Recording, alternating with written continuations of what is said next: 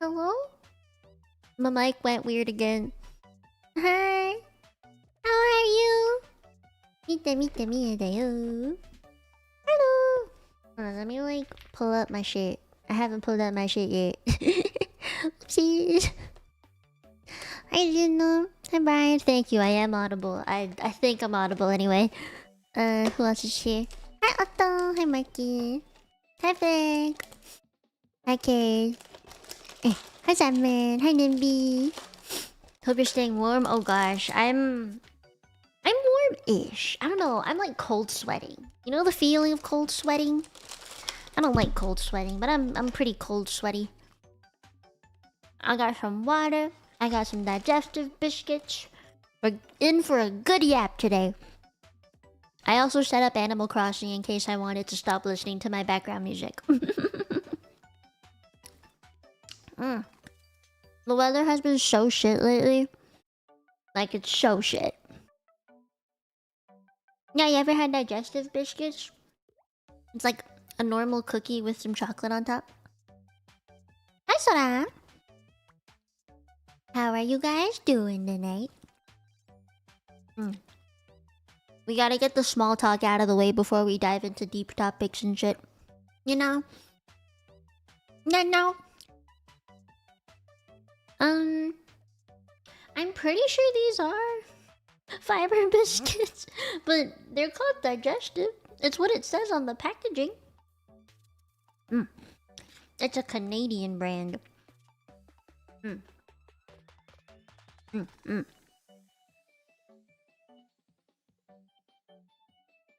Mentally tired or what?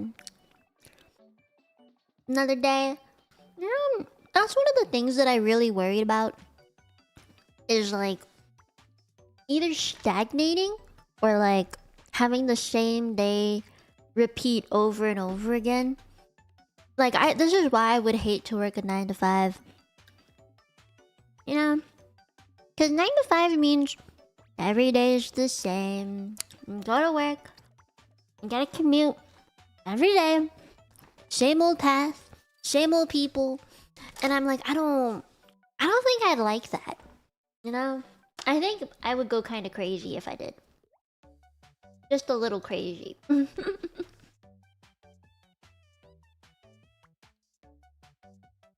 What game have you been addicted to? Get back into art and creative stuff?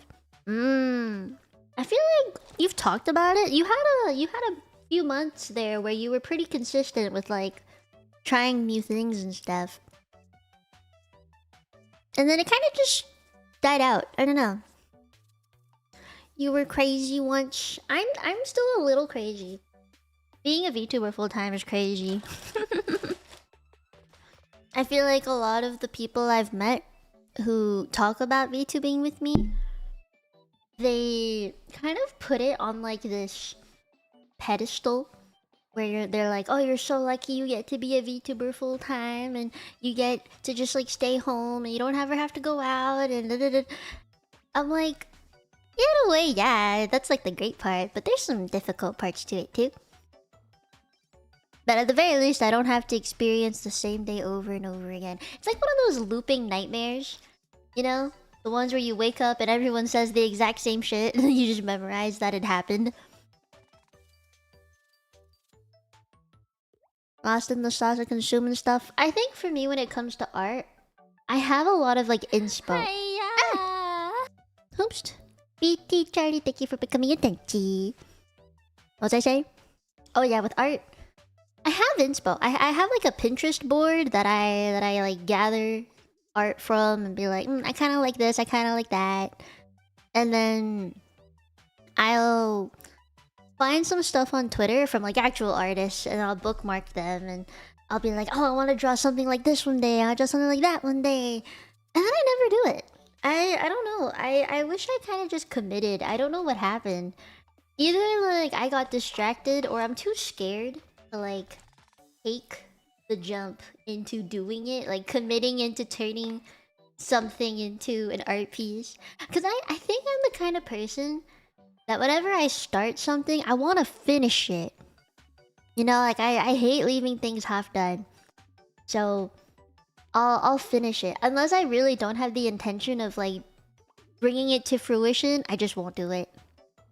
I think that's kind of why I got really slow with the monthly wallpapers I was supposed to give Utopia members. I was just like, I want to start something that I'll finish, and it feels like I'll never finish them. I gotta get back into it. February is gonna be a big month. We got some art on the way for February. Paganya. Is something that telling me you have to pick up the pen record? Yeah, like I think for me, I just gotta wake up earlier. I feel like there's not enough hours in a day, but my sleep schedule's kind of like solid, so I don't know. It just I feel like I can't get up. They wear me down with the monotony. Oh, cool.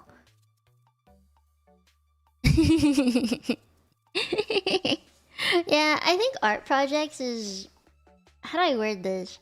They're a commitment, and you can get like a really bad sense of... I don't know, just like unfulfillment or like unaccomplishment when you don't finish something art-wise, you know? Like, I think that's happened to me a lot, especially when learning, because a lot of people tell you when you first start doing art and stuff, you have to practice, but practice also means not really finishing stuff, because you're like in the sketching phase, or you're like practicing how to just do lines, or you're just doing certain things. It's never really like a full art thing. I hope that makes sense. Like, you don't finish something. You just like halfway do it, and it's practicing that one specific thing. Kind of like drawing hands, right? It's like you look at your hands and you start doing it, but you don't finish it. It doesn't become like a full... You don't just like draw a hand and be like, this is my illustration, right? Like, you have to put that into a full illustration for you to feel like the practice was worth something. But then that takes commitment, so I'm like, rather than just like the practicing. Yeah, I think with like the art that I've done, I think a lot of you have seen my art progress, I think is the right word, or like how I've kind of come into my own art style and stuff. It's been it's been a ride, I think, is the easiest way to put it. Oh, yes, thank you for the 12 months of being a member. Hi. You're awake. I remember drawing like my model, like my second model, and I had bought some new brush sets, and I just like experimented the crap out of them. I tried really hard to make them work, and I ended up developing kind of like a new art style, I think. It's not super consistent, I don't think. At least it doesn't feel that way. I don't think my art is very consistent. I just keep trying so many new things. It's just... It never is the same, but I feel like you know that it's drawn by me, in a way. Like, you look at it and you're like, ah, yeah, Mia drew that. You know? But it's not like a consistent art style. I don't know how to word it. Oh, Hangos, thank you for the 11 months. First thing I hear is... No, I said brush sets. I said brush. Oh, yeah. Hiya, you. I need to turn on the fan. It's getting hot.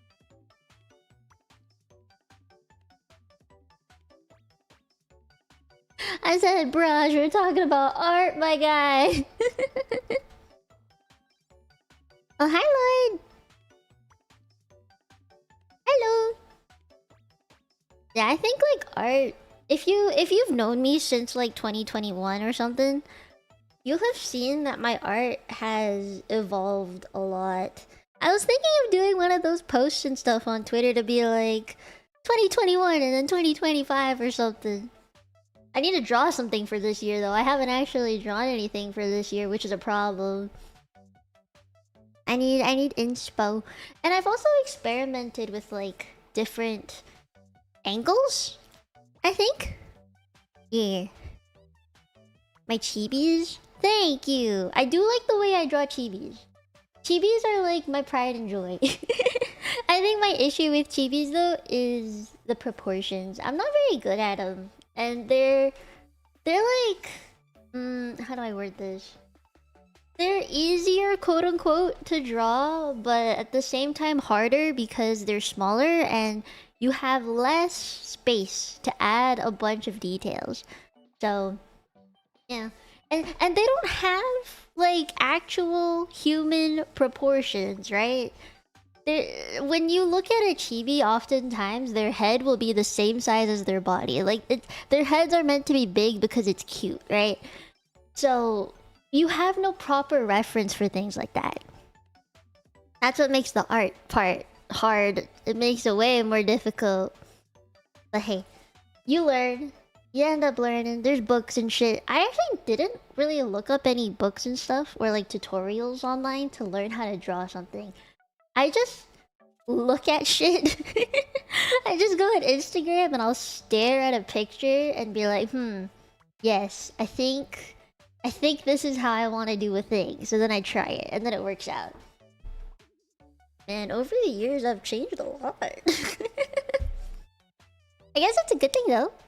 It's a good thing, right? Oh, there is one thing I regret not doing. But at the same time, I think it's just living circumstances that like prevent me from doing it. Is I'd like to do more music stuff. Like covers or playing the piano or guitar stuff. Like I've done some, you know, I haven't done zero. I've done some. But I kind of regret not doing more earlier on before like more people IRL in my life knew of my channel and stuff. I kind of regret not doing more sooner. Oh, thank you. Thank you, Nash. Thank you.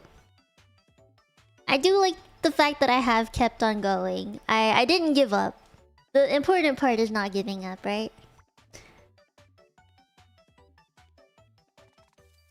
I think the guidelines do help in the beginning, like having stamps. But in the end, I'd still like to just draw my own way, I guess. I use them either for reference or just like as a starting point, and then refine it in a way that I like, I suppose. Man, it is getting hot in here. Why is it so hot? We're supposed to have a cold warning. But yeah, I want to do more music stuff. Thing is, I have regrets with every cover I've done, almost. Because whenever I've come out with a cover, there's always a reason behind it. But at the same time, the environment I'm in makes it very difficult to record well. So I have a few regrets with most of the covers I've done. And because that feeling lingers, I haven't come out with many covers. And you know, with family being home and stuff, like I don't wanna like be belting out notes because they're home and I just feel awkward. So maybe one day when I'm older and I have more money and I move out and you know, I'll do more. So hopefully you'll be there to see the day that happens. Oh wait, Mikey, you got automated. Oh, the brushes? Yeah, I've seen that. Have you considered maybe going to a recording studio or something? I actually have. My issue is I don't have equipment that I can bring with me to the recording studio, or like a way to, I guess, like navigate it all by myself. I would need someone to go with me to help me, or like I've seen there's actually a studio. It's more of a music studio, not so much like singing and stuff. It's a place with a lot of instruments. And I used to take lessons there. So I did consider going to it, but you have to pay for the space, obviously, and I don't really want to spend money on that.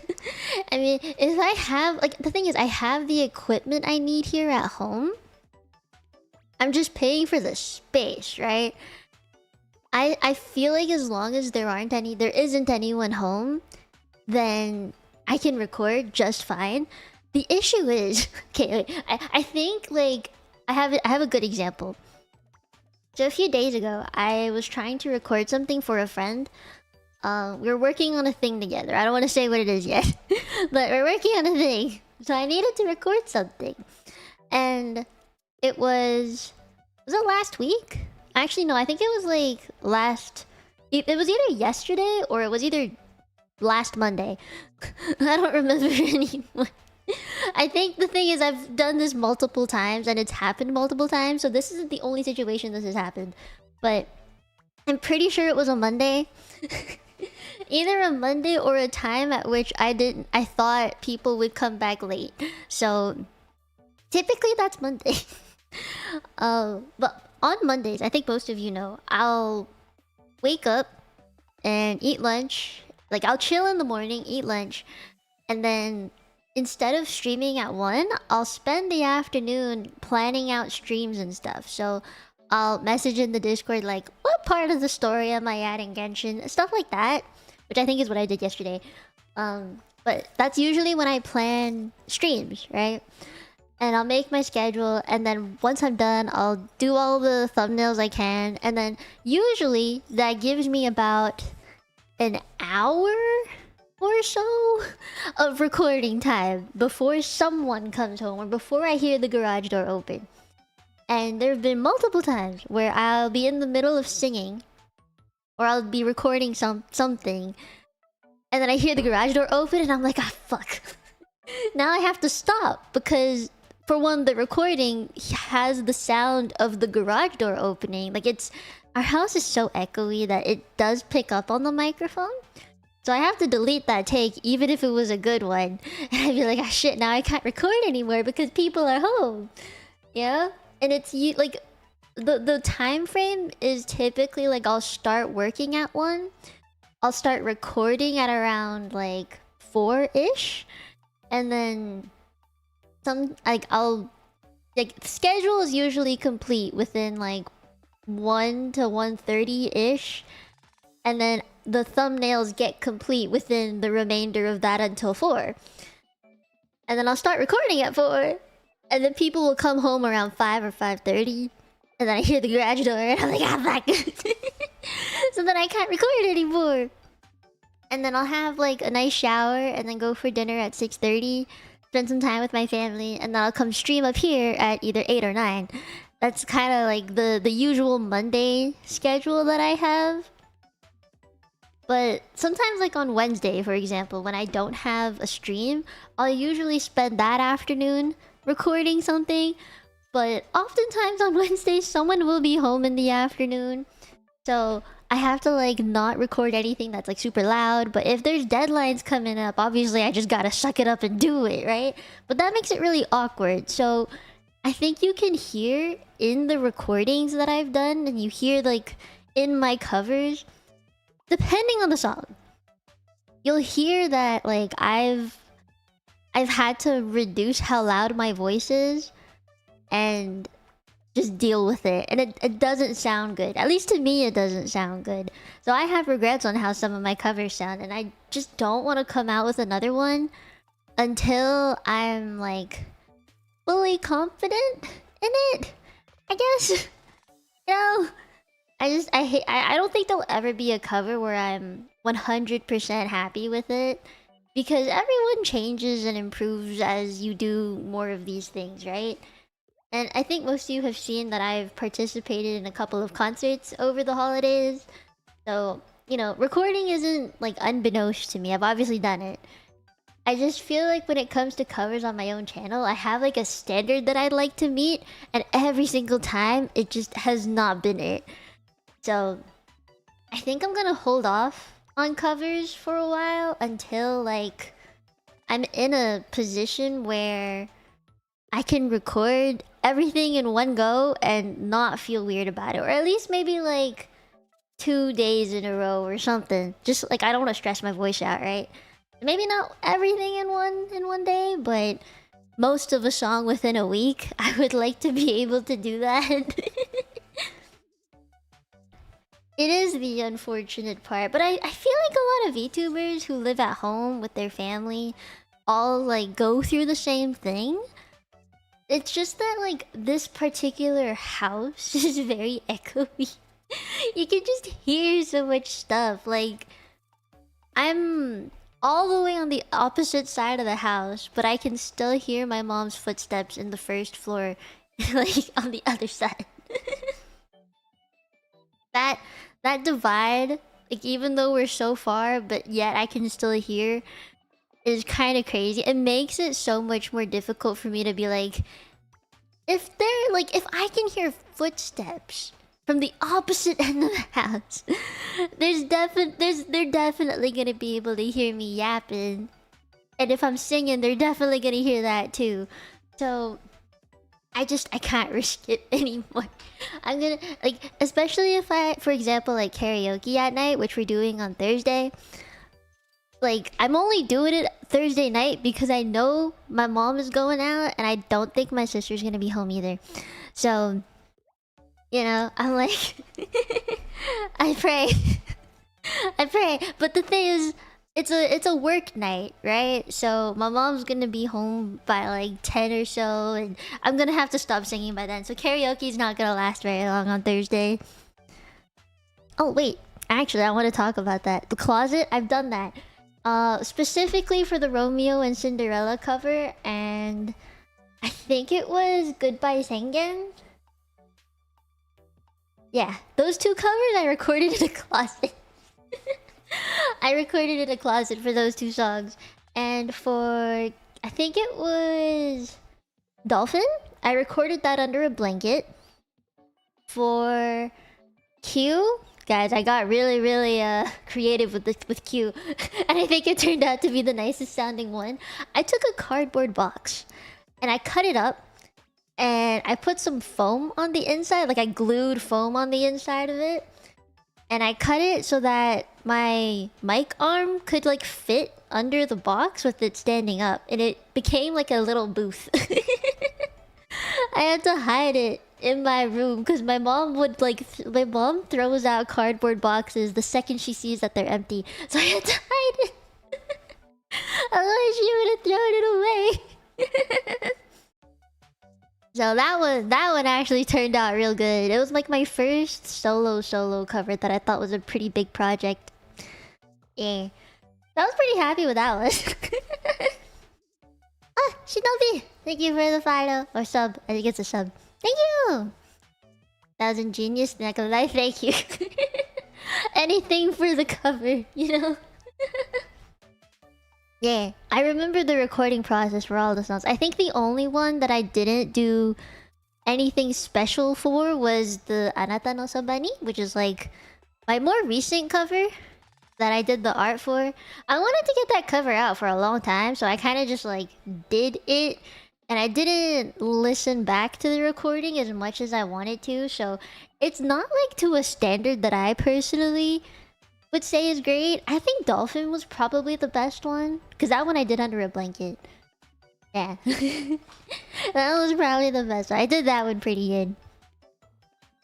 I think maybe in the future you'll hear some songs from me in another video thing.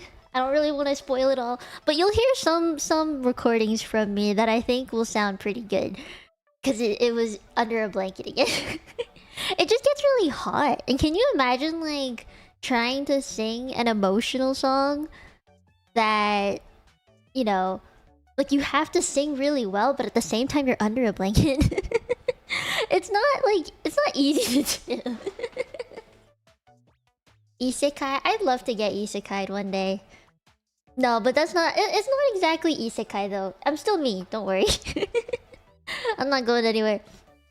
It's more like another version. I don't know how to word this properly. You'll see. I'll let you know when it happens. I can't announce things. I can only like hint at things are happening. That's the best I can do. I don't want to spoil stuff. If you could choose, where or how would you isekai to? If I could choose where or how. Okay, I think I can answer the how. Like the way I'd like to get isekai is just like Harry Potter, where he like walks through a door. Not even, he just like, you know, the 9 3/4 station thing. I kind of just want to walk. I think I'm okay with walking, or like opening the door and like stepping into another one, kind of like a gate. You know, I kind of like that. Yeah, more Chronicles of Narnia. Yeah. You're a wizard. No, I'm not a wizard. I'm not a wizard. If anything, I'd really like to Maho Shoujo. I wanna be a Maho Shoujo instead. I think isekai wise, yeah, that's how I do it. It's just the door though. If I had to like keep everything the same, right? Like if I had to keep everything the same, and I don't have any like fancy powers or whatever, I would just walk through a door. And it's safe. Because when you open a door, like the door is still the door, right? Like no matter what, you still have to go through this door. So on the other side, you know you're exiting or entering a room or a space with a door. You'll never be like falling into the abyss or something. I would hate that. Personally, I would hate that. There's this anime called Dog Days. I don't know if you guys have seen it. It's pretty old. But the way that this guy gets isekai is, I think it was a dog that comes up to him with a little knife in his mouth, and he shows this knife to the guy. Oh, Daiquiri, thank you for becoming a Tenchi. Yeah, Dog Days. It's called Dog Days. There's 3 seasons. Okay, pretty big. And like this dog pushes this knife into the ground or something, and then there's a magic circle that pops open. A guy gets isekai'd and he's falling through the sky. He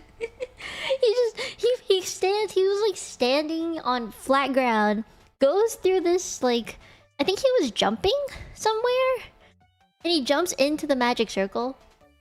It was an accident that he did that, but he goes into this magic circle and then he's falling through the fucking sky. Like skydiving, kind of falling through the sky. That would creep me the hell out. I do not want to get isekai that way, if possible. Oh, hi, Sideways, hello. But okay, that's the how I would get isekai, is I would just like to walk through a door. The normal way. The classic, basic ass walk through a door. I don't want to get like reincarnated. That's Tensei. Tensei is different from isekai, right? Tensei is the reincarnation. Isekai is the other world stuff. So not the reincarnation stuff. This is isekai, right? So that means I'm keeping everything that I have. Now the where or like what I would get isekai to? Honestly, not cyberpunk. I would not enjoy that. Personally, I think I'd be too scared to even like have any sort of tech or mods in me. That'd be too scary. I think low-key, all of the villainous otome game animes, they're kind of cool. I kind of like them just because they actually have a civilized place to be. But they're all very dramatic, so I don't know if I'd like the people. Maybe like Sword Art Online, where they actually have the nerve gear and the Medicube and stuff. At least I'm confident that the Medicube would heal me, right? So I kind of like that. I know it's like basically the same kind of world as us, just a little more technologically advanced in this current time period. I mean, it would feel the most safe for me anyway, I think. Yeah, I think that'd be pretty cool. Or, oh, wait, You guys, have you ever watched Gate? There's an anime called Gate, where there's literally a big-ass whirlpool-looking thing, and on the other side is like another world, and like the military get involved with making sure that, you know, it's safe and people, you know, treat it properly. The whole like rights and stuff, and there's a pretty there's like a 150-year-old elf girl.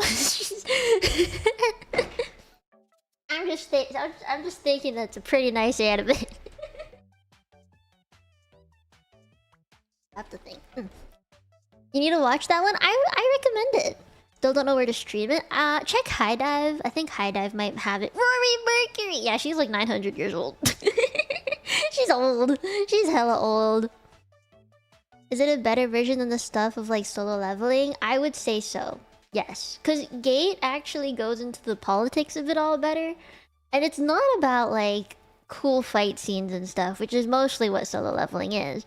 I think with Gate, it was mostly about how these characters in this other world perceived our world. And then, you know, military stuff, politicians get involved, global things get involved. I would say it's a more realistic version of it. It's not so much that the entire world, like solo leveling, the world already has this stuff in it, right?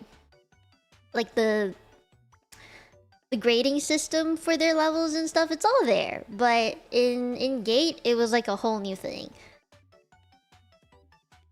Oh my god, Ace comment. You Twig! Hi! Hi, Twig! Hi! I hope you've been doing good. We are yapping about where we'd get isekai to. Every time I see Twig, guys, I think of K-pop. Make sure you go and sub to Twig, okay? Go! Welcome Raiders. Yeah, blah, blah. Voice bad. Welcome Raiders. Thank you for coming. For those of you who don't know me, Mite Mite. I am the immortal human, angel in training, polyglot that speaks 5 languages. Mino Mieko. You can call me Mie. I don't know. I think it's because of like the dance stuff that you've done. Maybe that's why. I think that's it. I don't actually know. I genuinely have no idea. Thank you for becoming a Tanchi. Oh wait, a member. Sorry, I read that wrong. Thank you. Hope you enjoy your emotes. Yeah, it's the dance step. I still need to like figure out how to get proper tracking. I'm actually so upset that I haven't been able to find anything within my budget. Have you been? Yeah, pretty good. I've been doing a lot of gacha catch up. I've been doing some recordings on the side. What else have I done? I've been planning some things. I'll put it that way. Oh, and I bought tickets to go to Japan, so I'm gonna be gone for like 2 weeks in March. If you do, let me know. Yeah, I will. I really want to get into 3D stuff. I think the tech behind it is really complicated. I'm not gonna lie. I think it's hella complicated. But if I can figure it out and be confident in using it, I'd be so happy. I am Mochi Cody.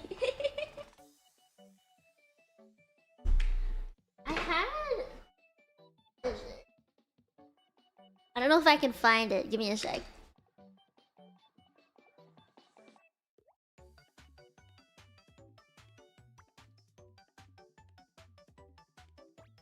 Okay, well, I had a leap motion somewhere. I don't know where it went, but I have it somewhere out here.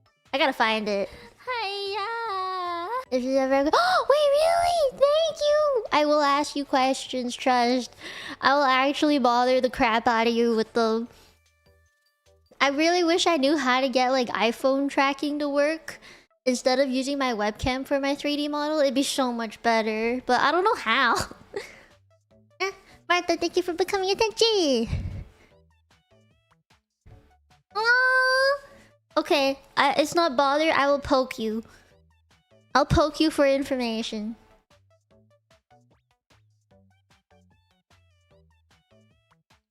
Oh wait, Gumi, really?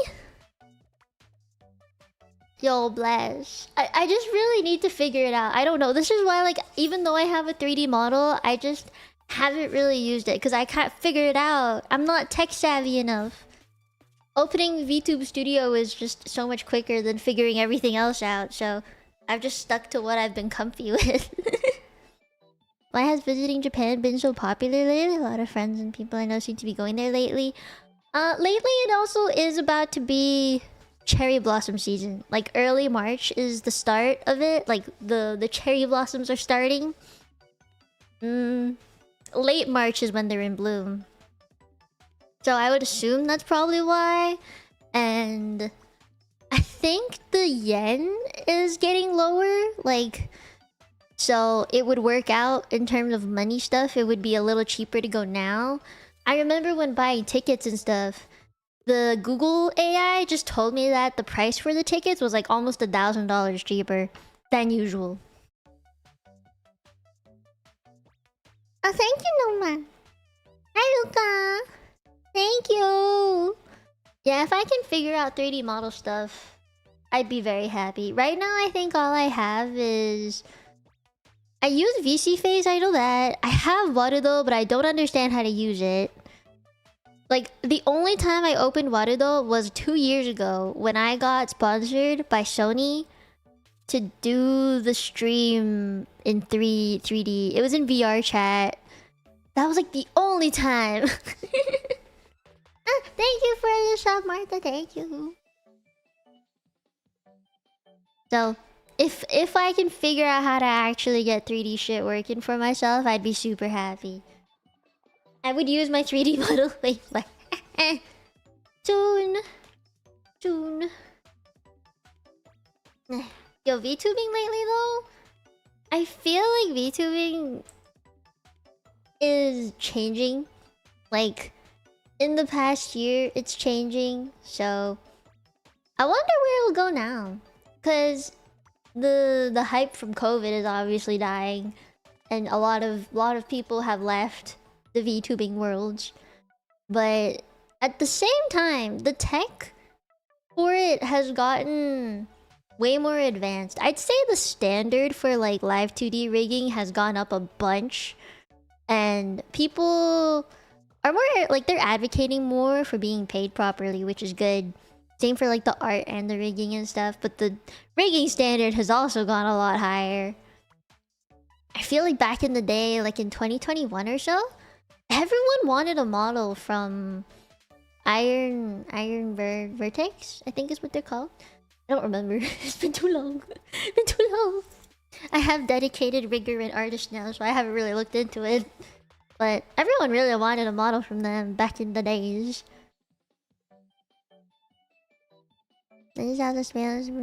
Yeah, like I think that's why the shorts algorithm popped off in like 2025, like early 2025, or maybe even 2024. I don't remember. It's been too long.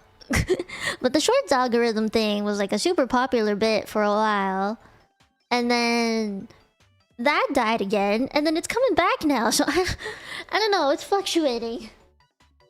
They still do Iron Vertex. Okay, so it is Iron Vertex. I was right. I have a friend who has a model from them, Senny or Shen. And yeah, it's a really nice model. It's a super nice model. Right now, I think I'm gonna just stick with the riggers I know and the artist I have, because I love her. I love my model. I feel like I've gotten a lot of compliments on my model, even after like 3 years of having this one. I keep getting told that it's real nice. That like, I don't know. I guess the art is real pretty. Rigging is real nice. I'm very flowy. I love that about my model though. And I think it works with me. I did think like in the past people put a lot more emphasis on, what's the word? Voice matching. Voice matching, like voice has to match model, because you could be super cute and have like the nicest voice and have like the grungiest looking model, and it would be kind of weird, like the gap moe.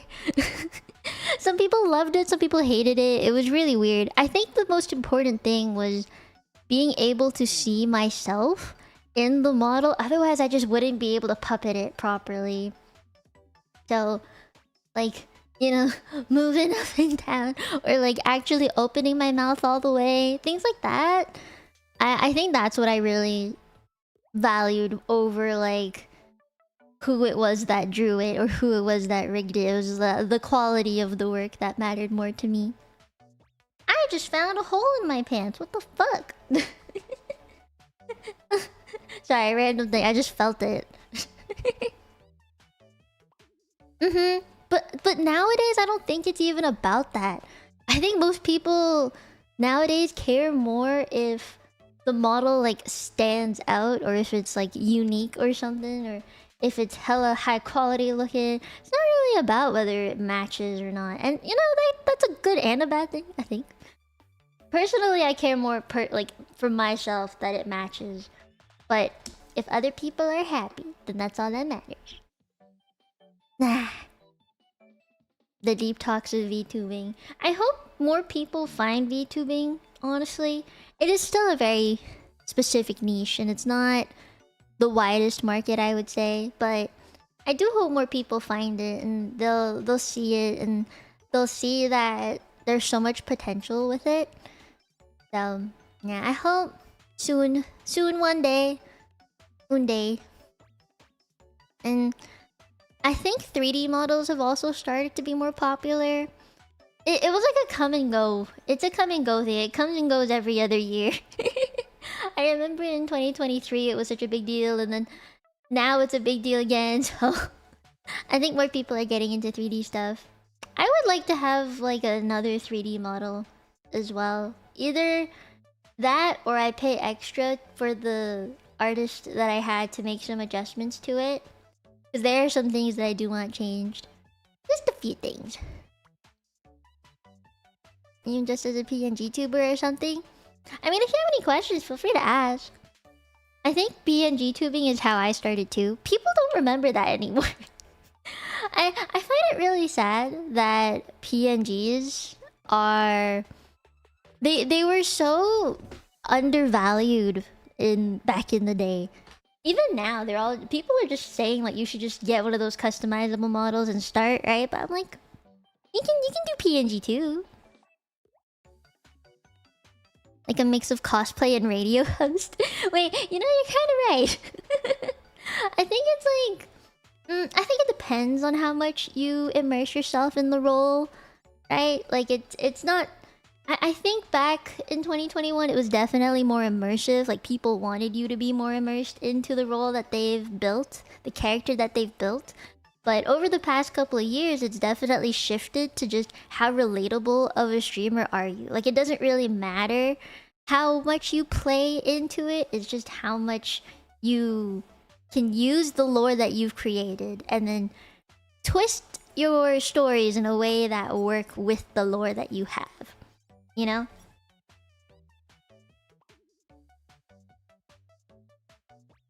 More focus on toggles? So that's kind of like the weird thing with PNGs. It depends on how many PNGs you have. I know back when I first started, I just did like a Fugi thing. It was just a little bouncing light up or darkened same PNG. Because that's all I had. And I didn't know how to do it otherwise. But now I think it's a little different. And we also... Oh gosh, I don't think a lot of people remember this. Before VTube Studio had a collab thing where you could share your models with other people so that you didn't have to like, you know, just screen share. We actually, I remember I did a collab with 3 other people. We had to each share our models in Discord. Pop out the window, make it so we had a green background so like the other people could chroma key us, and then put every single person individually into OBS with the chroma key so that the green screen was gone. And that's the only way we were able to get VTuber models of other people into our own streams in a collab. So in the past, to prepare for a collab, you had to set up an hour in advance because so much shit could go wrong. It was just a lot of green screening. I green screened 3 other VTubers into my OBS. And then had to manage them all individually. Now it's different. Now we can just share our models with each other within VTube Studio. It's so much better. It only takes like 5 minutes to set up at most. I just think it's so silly how, like... Not silly, it's just amazing to me how far the tech has gone. Prefer something for everyone. Yeah, something for everyone. PNGs are much lighter than VTube Studio.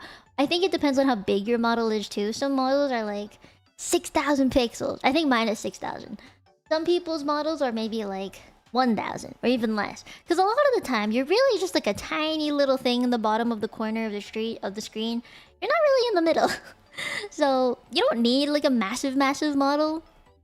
But the reason why mine is so big, I want it big because then I can zoom in like this and it doesn't get blurry. That was the main reason. My preference, you know? But yeah, back in the days. That's why I like live 2D stuff though, is because I like the face tracking better, honestly. Compared to 3D models, I actually quite like the live 2D looking. I like the anime look. When I see 3D models, I don't think anime, I think games. I think of games way more, like 3D models in games, like Genshin or something. So, I prefer the look of a live 2D model. Because it makes me feel more like an anime girl. But 3D models have their benefits too, right? Like, you could do a lot more sometimes, especially with tracking. You can't have tracking with a live 2D model except for your face.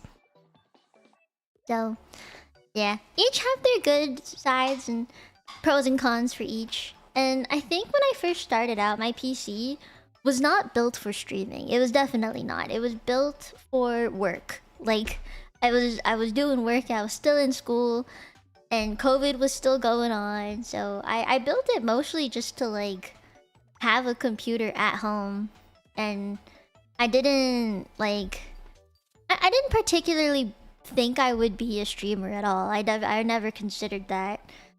It was definitely more for school stuff. So I had a really nice CPU and a really shitty GPU.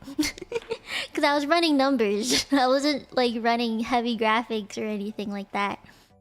But when I started streaming, I did it as a PNG first. And then I started using VTube Studio. And it was pretty seamless. Until I played heavier games. Then that was a no-no. That was a no-no.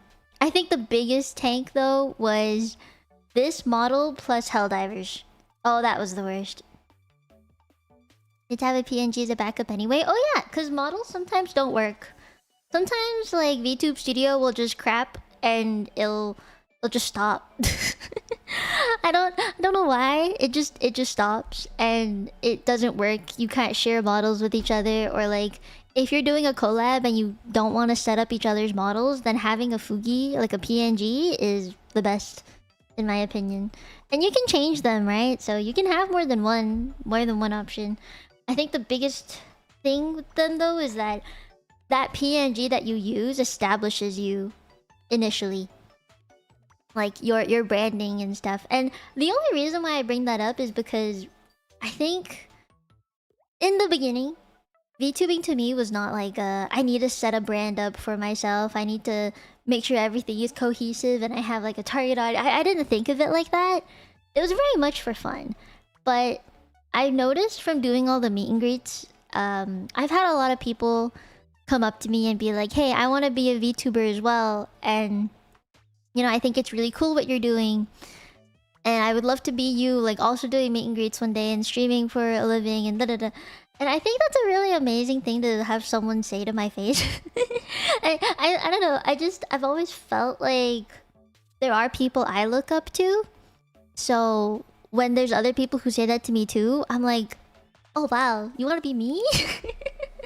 But they also tell me like they want to straight up start with like a full model and overlay the logo and I'm like, no, you should just stream, my guy. You should just do it.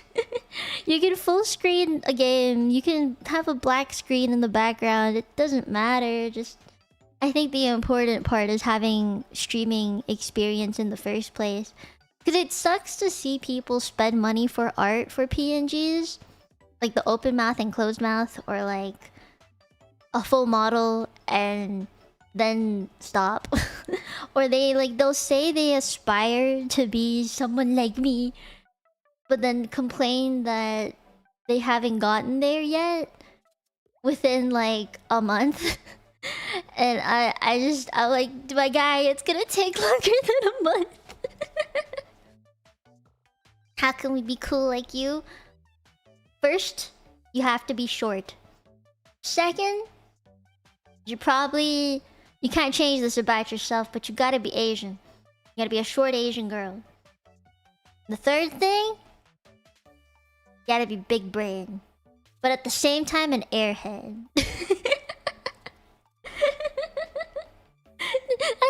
Okay, a little bit of a topic change, Govinde. But I think I've mentioned it a lot. That I've been told growing up that I was kind of dumb. But then once I moved to Canada, I was told that I was smart. And then when I graduated from university, it was, you look dumb, but you're smart. I was like, what?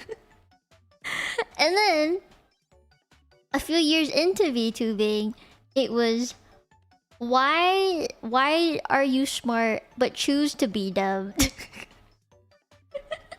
was like, wait, it's not a choice. Hiya. Hiya.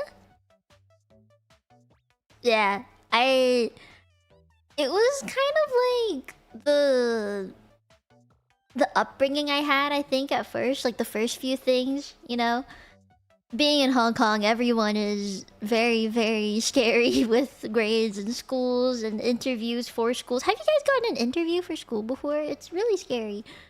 Or like diagnostic testings and stuff like that. You know, it's all of that, and it's kind of scary. And I wasn't about that. I was definitely health first, and health first, school second. And my health was real shit in Hong Kong, so I couldn't really focus on school regardless. But then I moved to Canada, and then my health got better. So then I focused doing school, and then I could actually learn.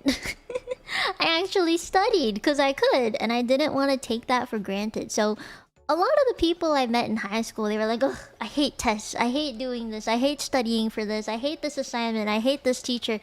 And I was like, you don't even understand how great it is to be able to go to school and, you know, like sit in class and learn things and get knowledge and not be stuck in a hospital bed like for a week and then be in school for a day and then go back to the hospital for a week. Like, you don't get it.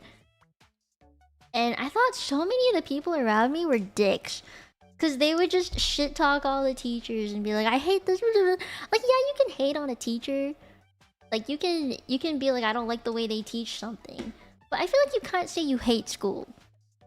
You know, you can't hate the education system that badly that you would just not want to go to. Like, would you rather go to school or not do anything with your life? So I was like, you gotta realize how privileged it is we can actually go to school. Because I couldn't really go to school when I was in Hong Kong, and I understand like what it was like to see people be going to school, and they got to learn things that I missed out on because of my health, and I was really sad about that. So when I started going to school in Canada, I actually studied for things, or like I tried my best to study for things. Even if I didn't really know how, I would at least try. Or like in high school and stuff, I would like say I didn't like a teacher. Even if I didn't like them, I at least would try and learn on my own.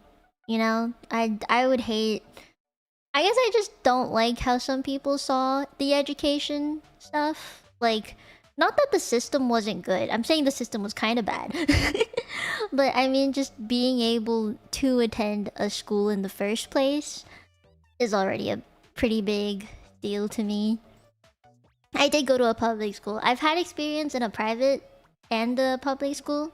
So, like in Hong Kong, I was in a pretty private international school. Is more what they don't call it private school. It's called international schools. And they speak English first.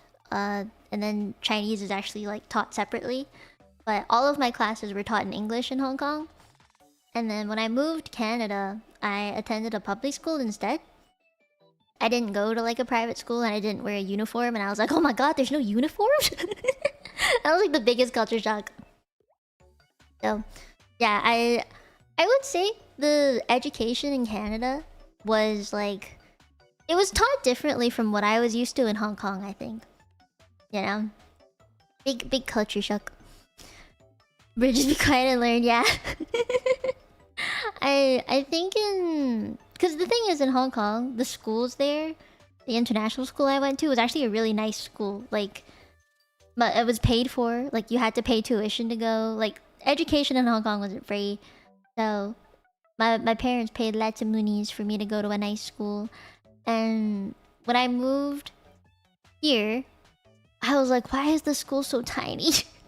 My first thought is, why is it so tiny? Where's the swimming pool? Where's like the cafeteria? Where's like the 5 different playgrounds? And where's like the 10 different basketball courts? It was just one, and I was like, why? What? How do you fit all the kids into this one tiny building? Because my school in Hong Kong had, it was 3 buildings, many floors high, like 6+ floors high.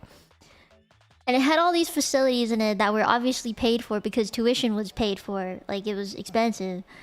But then here, it was 1 or 2 floors. Like, the high school was 2 floors, I think. And it was, like, not High School Musical. That was, like, my only conception or idea of what a high school was gonna be like in the western side of the world. So I was like, where's my High School Musical moment? Why is everything so dead? Why are the schools so tiny? Where's the basketball courts, my guy? Even the changing rooms were like tiny as heck. So I was like, this is weird. And even so, even if it was smaller and it was free and it wasn't as prestigious as Hong Kong school life was, I still thought of it as like a privilege for me to be to be able to even go to school. Like, being in Canada and receiving the healthcare that I did, it was like, this is how life was supposed to be, not like in a hospital, right? So I was like, I gotta like take everything I can. Not like high school and American movies. I mean, I didn't expect them to be all like in American movies or whatever. I just thought that they would be like what's it called? School spirit stuff. I thought that actually existed. It didn't. Like cheerleaders, sports teams. None of that existed. Like, and even if it did, it was super tiny. Like, hearing about tryouts for, I don't know, the basketball team barely existed. Barely fucking existed. And I was like, god damn, that's not High School Musical. No. Where are the cheerleaders? Oh no, guys, the cheerleaders in my school were basically like the wannabe popular mean girls. You know? You ever seen those? With like the pom-poms and shit? I guess in like Canada, the cheerleading stuff just isn't a big deal. But man, the amount of shit talking I heard about the girls that were in the cheerleading squad, it was bad. It was so bad. Our generation's school spirit was dying, which is so unfortunate. Movies can exaggerate, I guess, or at least every school's just different. I mean, I see that. Like, I see that being a thing. Movies are movies. Oh, dang. I don't know, Cyber. I don't know. I didn't go to school in Quebec. I don't know. Is that the dance stuff? Oh. Wannabe K-pop idols. Hey, those people exist. They have dreams. Don't let your dreams be memes. They had to start somewhere. They all had to start somewhere.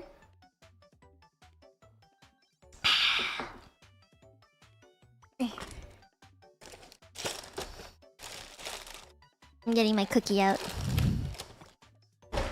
Dramatic? Oh god. Dealing with drama over the years, I feel like I've changed.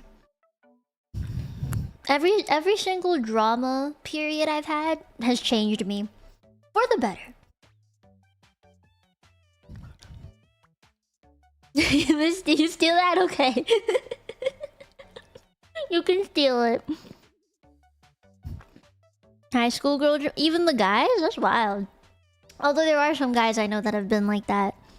Some guys are either like super mentally constipated, like emotionally constipated, or they're just too emotional. Like, I've seen guys cry over like every little thing, but I've also seen girls cry over every little thing. Like, the thing is, they'll cry over different things. Girls will cry over cracked nails. You know? Some of the guys I've seen, they'll cry like only when something super bad happens. But I have some emotionally very, very emotional guy friends. And you know what? They're like the sweetest people ever. I think it depends.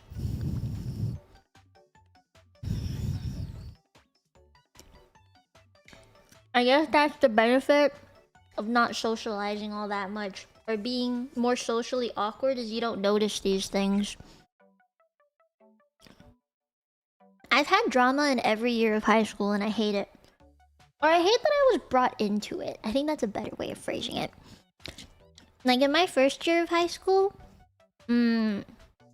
at least as memory serves, there was a guy who had what I would now describe as Asian fever. But I didn't know that at the time.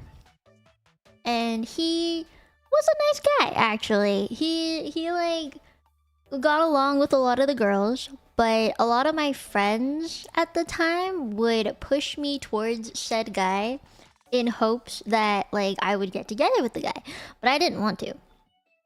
And he was the kind of person to like suck up to every girl in my friend group in hopes that they would continue pushing me towards him. And I didn't like that. That was a cause it's so forceful. You know what I mean? It's so forceful. So in the end, that guy, I think some of you know the story. He's the one who took my first kiss when I was 14. He was he acted like he was smart, but he wasn't actually smart.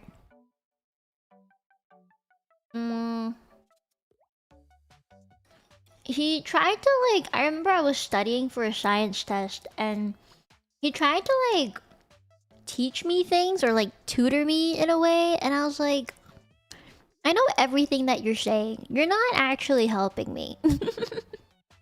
But thing is, I think he liked the hard to get.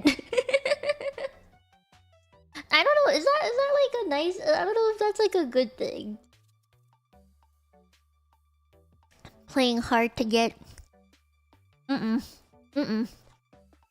Personally, not a fan. I don't like the hard to get shit. I don't think it makes any sense. But I think because I kept rejecting the advances and ignoring my friends that tried to push me towards the guy, he kept trying harder. But eventually he gave up. Like he stole my first kiss and was like, okay. Cause I pushed him away. I was like, ew. I remember pushing him away because I didn't like it. And it was so slimy and cold, and I was like, ew. I don't think I was like mentally at the age to even like guys that way, I suppose. You know, like I wasn't in the romantic headspace yet. I wasn't into anime yet. I got into anime when I was like almost 15. But I was still 14 at the time, so I wasn't there yet. Lady J, thank you for the 18 months. Yay! Thank you! The only option hopes one works out. Exactly. The thing is, I knew there were other guys who were like, not other guys, other girls that he was doing that to. So I was like, ew, no. And it was cold and slimy. I could feel his braces, and I was just like, ugh. So, because of that, man, all of like the animes and stuff where there were characters kissing each other, I was just like, ain't no way. Ain't no way this is nice. Lies. All of them lies. I don't believe it. But I remember when the thing is, this was before I got into anime, right? So once I did get into anime and I saw those scenes, at first it was like, I don't believe it. But over time, I like forgot about the guy and the kiss that I had. And I had not kissed anyone for like many years after that. Probably not until university even. But I remember because of anime and K-dramas and stuff, I was like, damn, they make it look like it's a nice, fun thing to do, and it's emotional and it's sweet. So I was like, I'm gonna believe the K-dramas. I'm gonna believe in the anime. I'm not gonna believe in this guy. Ah, what did I just drop? There's a cup. For the I think until this day, I still don't really understand what it means to like kiss properly. Like I'll watch K-dramas and I'll watch normal dramas and I'll watch anime and I'll be like, okay, I think I assume this is how it's supposed to be, but I think my brain overthinks it, especially because of the bad first kiss that I had. It really like set in stone this is not how it's supposed to feel. I don't think I've really had many like good kiss experiences. It's not really something I think about either. I guess personally it's not like a big deal. Oh yeah, I'm okay. The cup was empty. Yeah. It was just loud. I mean, obviously I'd like to know when I feel it. I just don't know when I'm gonna do that. And I definitely overthought it, because like when you're a kid, I mean, I say kid, but I meant more like a teenager. I remember fantasizing a lot about it because of the shoujo animes that I watched, like Ouran, High School Host Club, all the brothers conflict one. Oh god, that one was a spicy one. I remember watching that. I remember watching SAO and being like, I wish I had an Asuna, or I was Asuna. You know, stuff like that. I just remember fantasizing because of anime. And anime gave me a very unrealistic expectation of how kisses were supposed to go. And then when I was around 16, 17, I got way more into like K-dramas and stuff. So K-dramas, now they put it a little differently. In anime, they make the kiss seem like a super emotional fireworks going off kind of deal, right? And it's very quick. It doesn't like turn into a makeout session or something. It's like a very quick thing. And then they just freeze frame. And then they put the fireworks and the kira kira stuff in the background, right? That's how they make it like, whoa, whoa, they kiss, whoa. Right? That's how they do it in animes. In K-dramas, they have a very, very stressful build-up. And in animes, like, yeah, there's slow burn and stuff, but I do feel like in animes, it's more straightforward, it's more linear. In K-dramas, it's a roller coaster. So when they get to that point, ooh, you like kick the bed kind of deal. And I guess because it's also real people, I had a better idea of how it's supposed to look from the outside what kissing was supposed to be like. You know, I think in my head that's just, oh yeah, this is what I'm supposed to be doing. Angles and stuff, like camera panning. It was just, there was more to see, right? Because for one, it's not animation, and two, there's a bunch of different camera angles. So I was like, okay, this is how it's meant to be. But when it came, like, I think I was in university, and there was a guy that I was kind of seeing, but not actually seeing. We didn't date. It was like, I tried it, and it was like, I think I'm overthinking it. Because I'm like, okay, this is how I'm supposed to... This is where I'm supposed to put my hands. This is where I'm supposed to stand. This is where I'm supposed to tilt my head at this specific angle. So I just overthink way too much. Like, so bad. So, anytime kissing comes up in conversation, I will never be able to think of it as some... emotional... I love this moment. No. It's gotta happen in this way. I gotta stand like this and do this and you know, and then I gotta consider the other person. When do I breathe? Like I overthink it so bad. Because if it was longer, it'd be more to animate. Oh, that's true. Any different with C-dramas? Oh yeah. Lost daughter of a rich company kind of thing. Oh, the shorts dramas. Yeah, that got really popular, I think. I think in actual C-dramas, like, not the... How do I word this? Not the shorts one, but like the very long form content kind. Those, I feel like they're smexier. In K-dramas, they don't do too much smexy or like 18 plus innuendos. But in C-dramas, they do. Embrace the awkwardness? No! I don't wanna! Kind of, min-max kissing. How do you even do that? Must reduce the amount of lip in this one instance.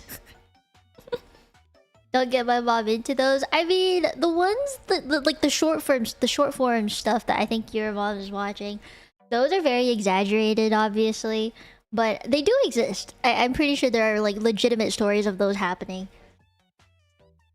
And oh my god, so in those dramas, I've seen it pop up on my Instagram, and I've seen the comments, and they're just like, why are people always exaggerating this and this thing, or like money, or like school, or the bullying stuff? I'm like, they think it's exaggerating, but honestly, in Asia, it's very realistic.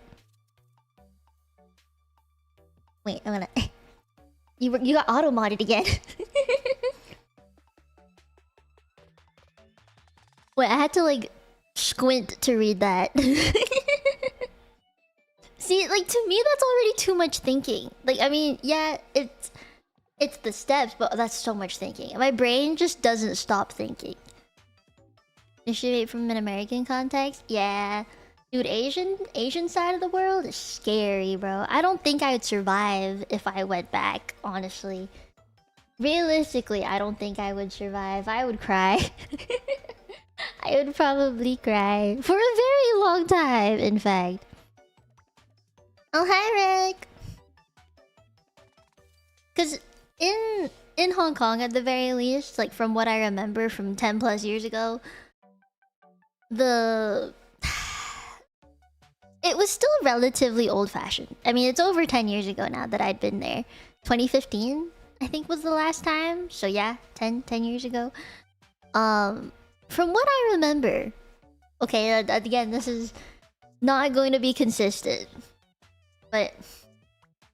With current times, I mean. In 2015, I met, like, my grandparents, and I met both sides of the family grandparents, actually. I met... a lot of extended family, and I have felt that once I moved here and I went to go visit, there was one time I went by myself. Like, it was just me. I solo flew to Hong Kong, and my sister and my parents stayed here in Canada. Wow. I'm trying to like word this in a way that doesn't sound too mean. So, I I got called like a not what's the word? I'm trying to not use the actual Cantonese word because it sounds too mean. Foreigner, like Asian foreigner. I think. But I'm like, no, I'm not, because I was born and raised in Hong Kong. I'm literally coming back to my birthplace, and I got called that a lot. Even though my Cantonese actually got better, because I think I told you guys this. My Cantonese did not exist when I lived in Hong Kong because I was surrounded by a lot of British, right? So then I moved to Canada. I was like, okay, I'm not being judged by the majority of society, and I felt more comfortable with like speaking Cantonese at home. So when I got comfortable enough, I was at that point where I could hold like full conversations and like be pretty fluent, like think in Cantonese and not have to like translate to English before saying anything.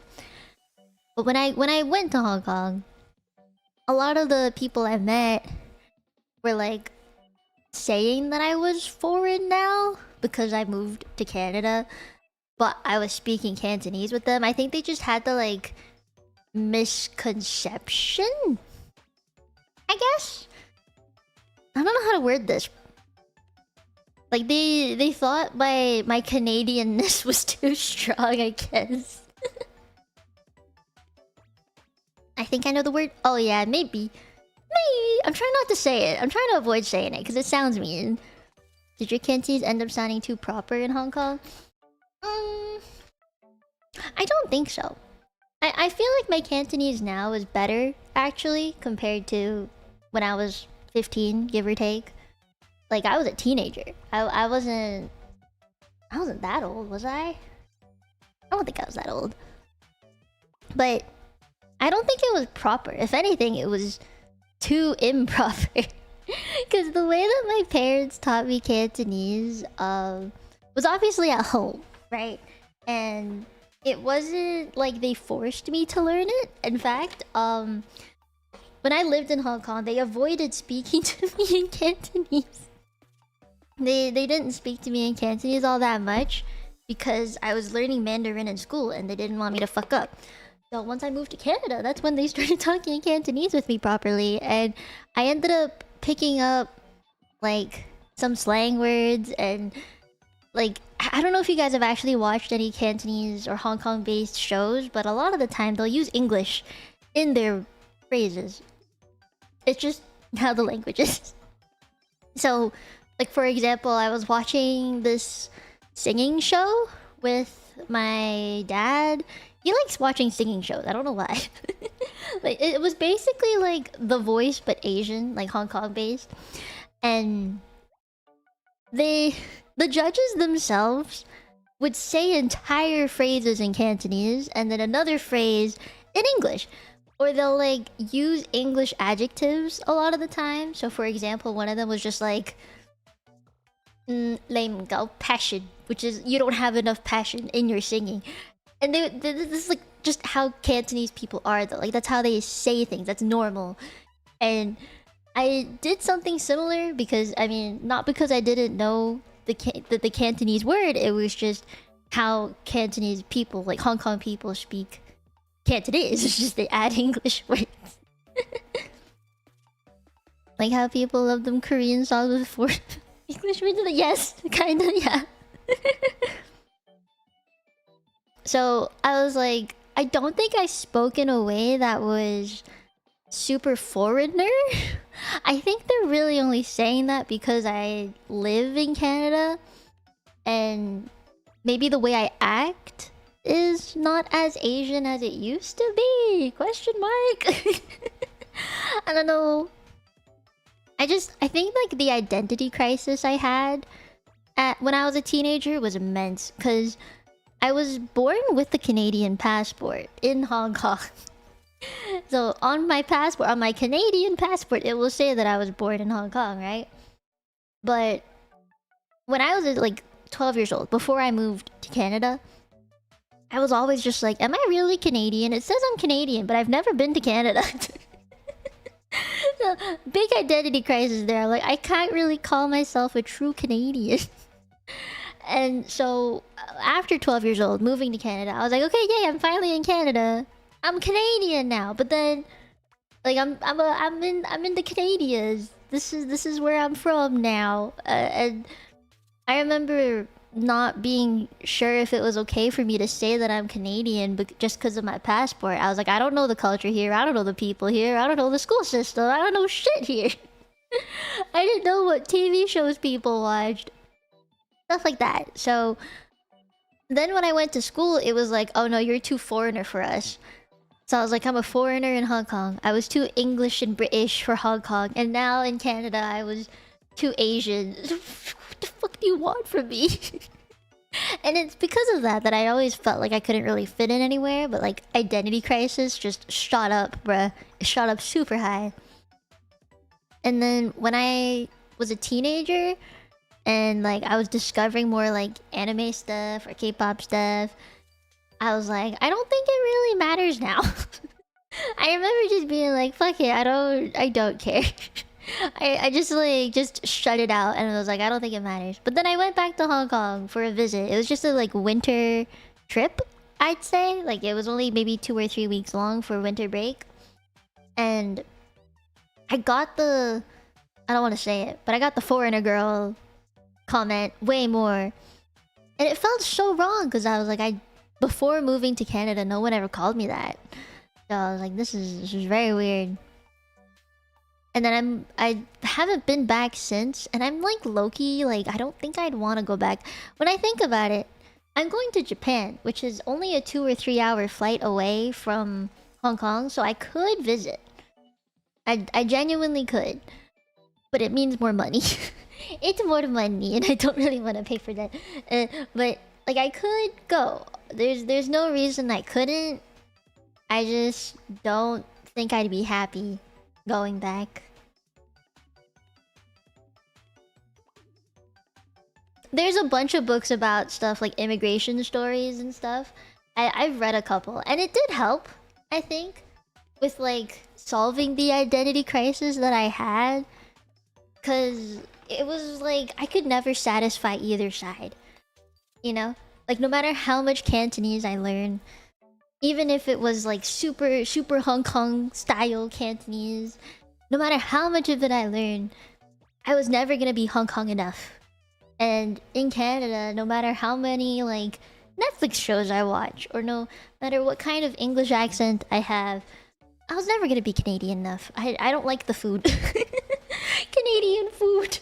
Not my favorite thing. So I was never gonna be enough for either. And I don't think that should really be at the end of any sentence. In the end, it's not whether I was enough for either or, it's just whether I felt that I was. So instead of being like, I think I'm Canadian enough, I'm just gonna say I'm Canadian, right? Or like, I'm not Hong Kong enough, I'll just say I'm from Hong Kong. Simple as that. Like I was born in Hong Kong. I don't think there's ever, I don't think I should just put enough at the very end. It's never gonna be enough, so I just gotta omit the thing entirely. Spend more time in Japan? I will. I think Japan would be more fun regardless. I was never Filipino mostly because I don't even look. You know, that's fine. I think the same goes for me. Is people thought growing up. I don't think I told any of you guys this, but growing up, I was actually mistaken as Filipino. Because I spent a lot of time with my nanny, and she taught me a lot of Filipino and like Tagalog stuff. So I was pretty tan as well growing up because I spent a lot of time in the sun. And I actually went through UV treatment for my skin problems. So I got pretty tan, and people thought that I was her daughter. So like random ladies would just come, like random Filipino ladies, they would come up to me and start speaking in Tagalog, and I'd be like, what the fuck?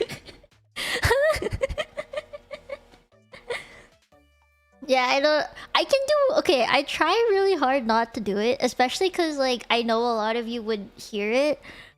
But when I was younger, I was really good at speaking in a Filipino accent.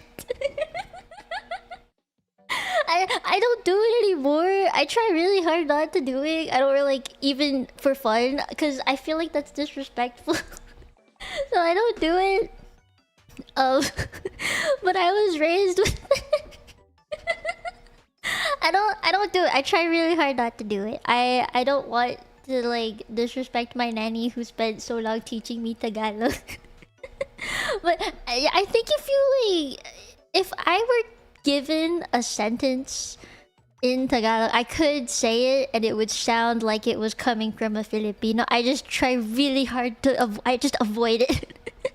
Especially on stream, I will avoid it. You actually know the Filipino.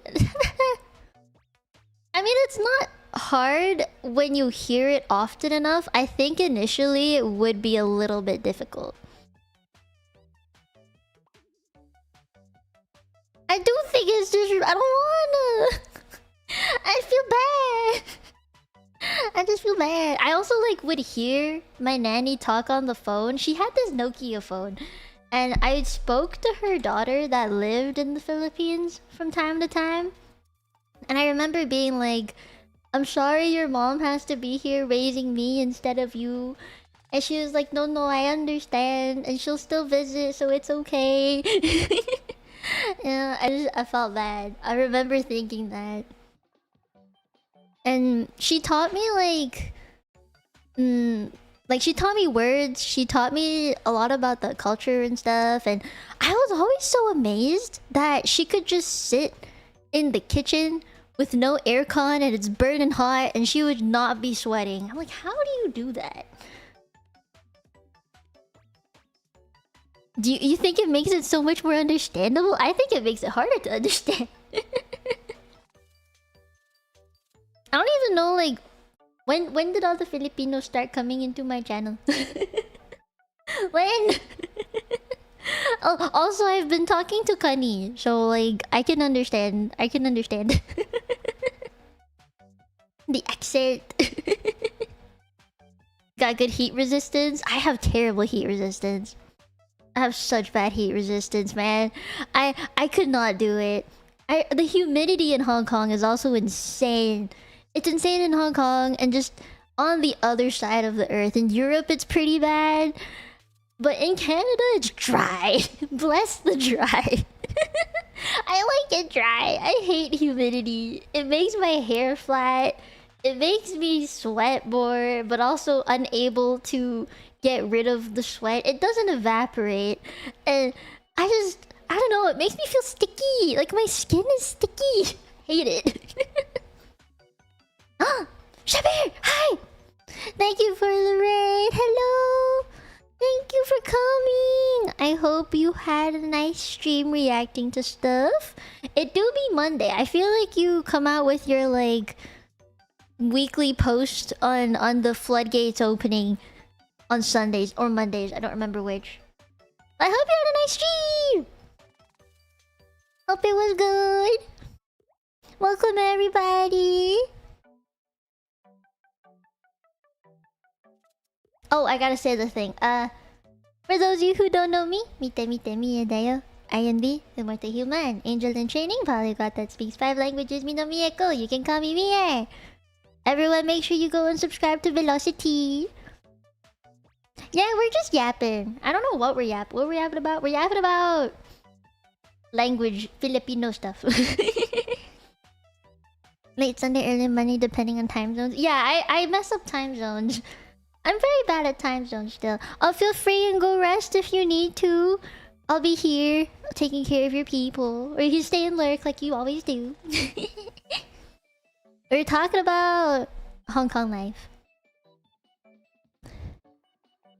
Yeah, there's a lot of Filipinos. I honestly... Okay, this is something that I really wish that I had was more Cantonese speakers. I don't know how to attract them. I don't know if it's because it's not popular in the VTubing sphere. Like, I don't know if it's just not common. Or if they're all maybe on Bilibili and that's why I don't see them here. But, like, I just wished that I had more people to, like, broken Cantonese with, you know? Because I can speak in Cantonese for an entire stream, no issue. And I would have 0 problems. I think my issue would be reading the chat, because my Chinese is not good. Like reading, my reading is terrible, but my speaking is fine. Shaboji's off to work out at 4 a.m. My guy. Don't work out too late. Yeah, I feel like Bilibili is probably where they are. Yeah, exactly. They don't really like do... They don't really do English stuff. Like, they don't cross over to the English side. And I kind of wished that I met some, or like if you guys could introduce me to some, because I want a bigger Cantonese audience, I think. Low-key. You know? I feel like in the Asian side of the world, VTubing has more so become popular with like Japan and Korea. Even Indonesia, I think. Or like Thai. But in Hong Kong, not so much. And I don't really see them on Twitter anywhere, or even on YouTube, I barely see them. Maybe it's just like another world that I am not exposed to. But hey, if there's anyone that's gonna know a Cantonese-speaking VTuber, it's gonna be Shabir. He's seen all the VTubers you could possibly see. So if there's anyone that I would ask for, like, hey, do you know anyone who does this specific thing? Shabir probably knows them. Chances are. 4 a.m. workouts? No, I hate it. You do know a few? If you can recommend me some, please do. I don't know. The thing is, I speak Cantonese just fine, right? And I can hold a conversation with no issues whatsoever. My issue is reading chat. So if I were to even reach out to like a Hong Kong speaking VTuber, like no, a Cantonese speaking VTuber, I'd probably use Discord's like voice chat function. Or like the recording thing, so I don't have to type anything else. Cantonese songs? Oh, no, you don't understand. Cantonese songs are like fucking Shakespeare. Can you imagine singing in Shakespeare? I couldn't. Can you sing like a poem? You know, think of like I'm trying to think of like an example.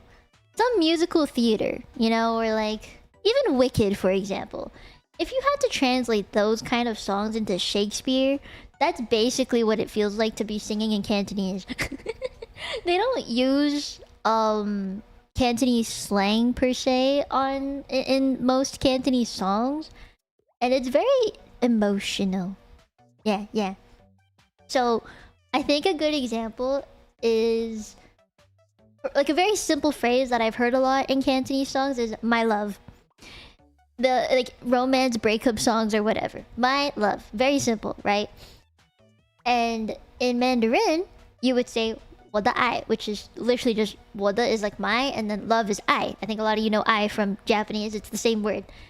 And in Cantonese, you wouldn't say that. You wouldn't say the direct translation of it in normal conversational phrasing.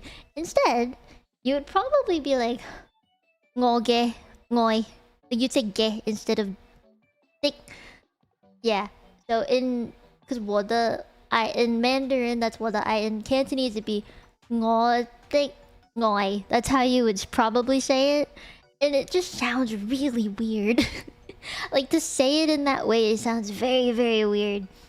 So, to expand that to, like, more, I guess, like, actual phrases and stuff, I don't think I could do it. Because they have so many different words and sounds. I think it's the sounds that are weird to me. There's a lot of words that aren't conversational in Cantonese songs that I don't know how to say, or I don't know the meaning of, more so. That's true. I do. Okay, so with Cantonese songs, I've tried to sing 2. I know 2 Cantonese songs, like fully. I've learned 3, but I can probably sing 2. And it took me 4 hours to learn the 3 songs. Because it was just that difficult. And I learned pretty popular ones too. I'm gonna have to go back to that stream and see if I can do it again.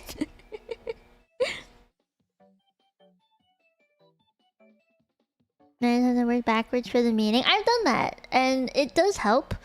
But I think the issue is the speed. It's very, very fast. Even slow songs feel really fast. But I think if I did, like if I looked at more Cantonese stuff, I'd like to react to more Cantonese VTubers and see if I can potentially talk to one on a stream or something. That'd be fine. Would you guys help me find some Cantonese VTubers, please? I did want to do a... I think most of you guys know this. I've wanted to do an interview series for like the past year now. But my background artist ghosted on me. My logo artist ghosted on me. So it never ended up happening even after I like pushed for it. And I've been really sad about it. So I just gave up until this year started. So I plan on starting it again, or like trying again this year. I'm gonna have to find a different background artist and a different logo artist, but I'm gonna do it. The reason I wanted a specific one is because I had this cute idea where after every single person comes on to the interview, I'd like to have like a little board at the back to like commemorate their experience, and it's not just like a one and done.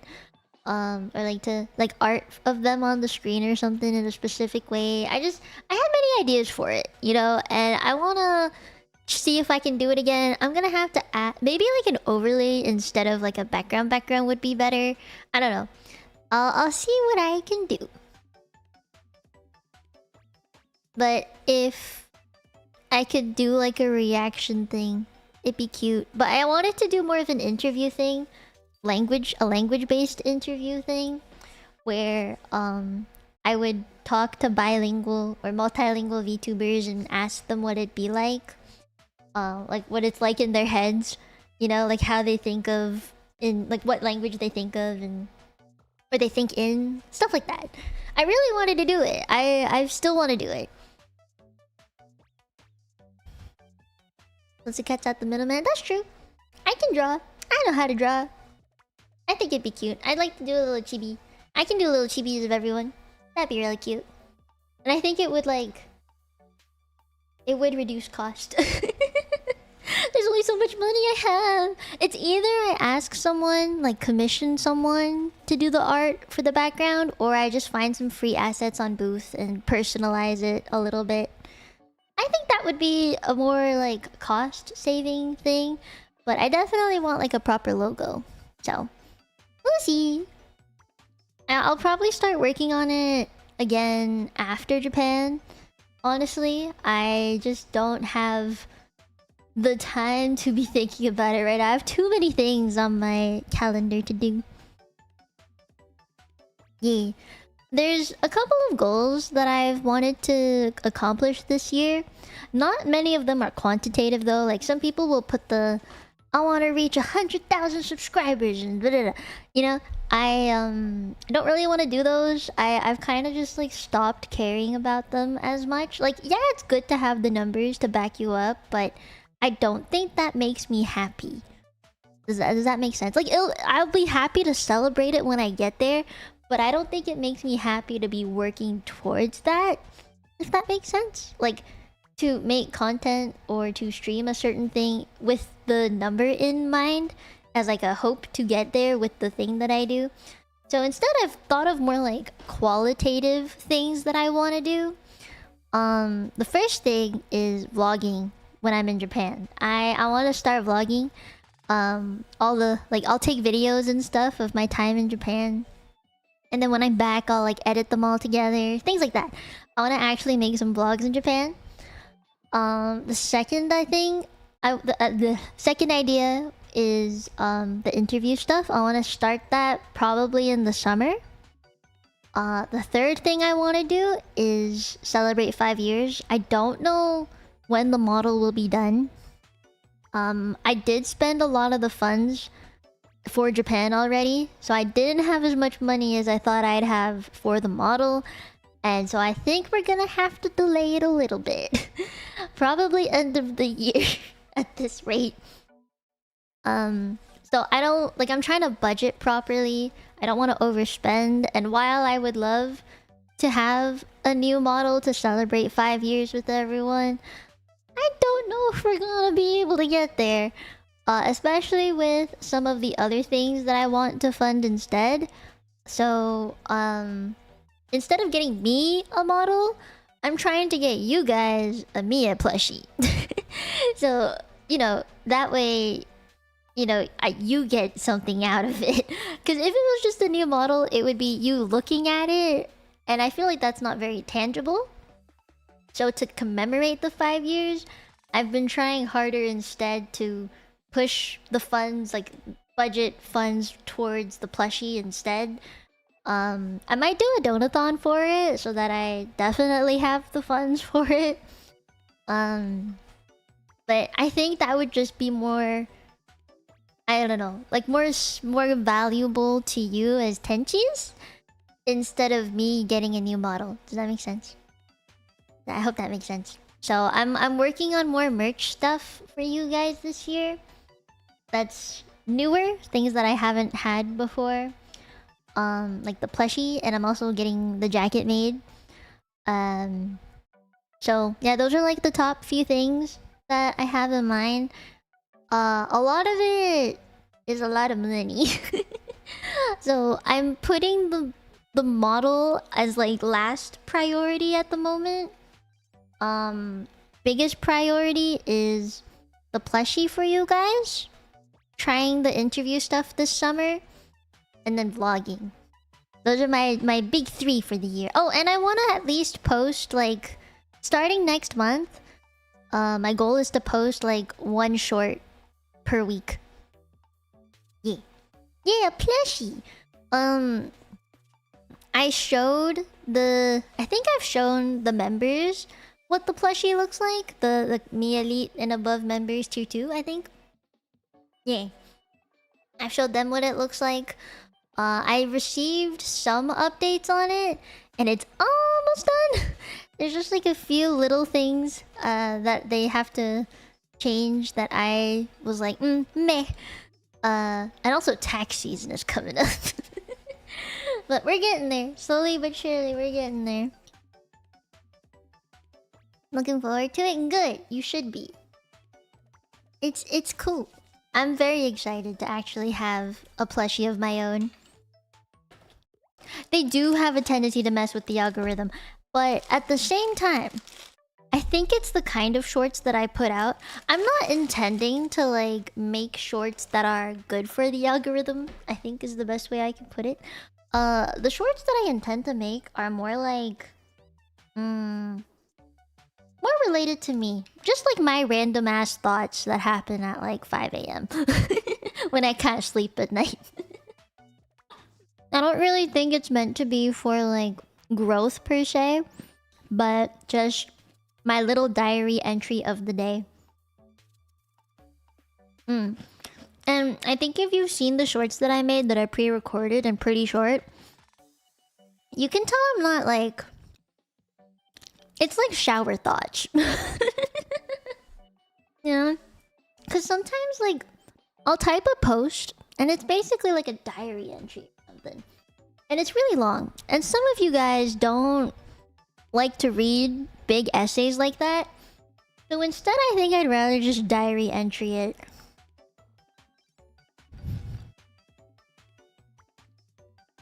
Or like the storytelling I do. I don't edit them super fancy at all. I think most of you guys have seen them at this point. The way that I edit them is not fancy. I just zoom in sometimes, but otherwise I just yap. And I've seen some people do the edited shorts, which is super cool. And I think it makes it very interesting to have them edited and stuff. I just don't have the budget for that. I don't have the time for that. So I think just posting like really short, quick things is easier for me. And sometimes I'll tell a story on stream, but I don't get to the point right away because I'm a yapper.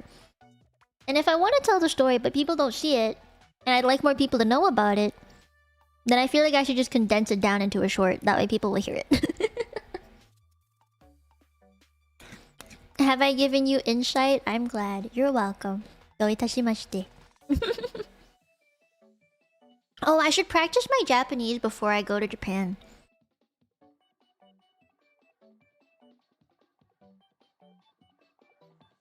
Mm-hmm. Yeah. Hold on, I need water.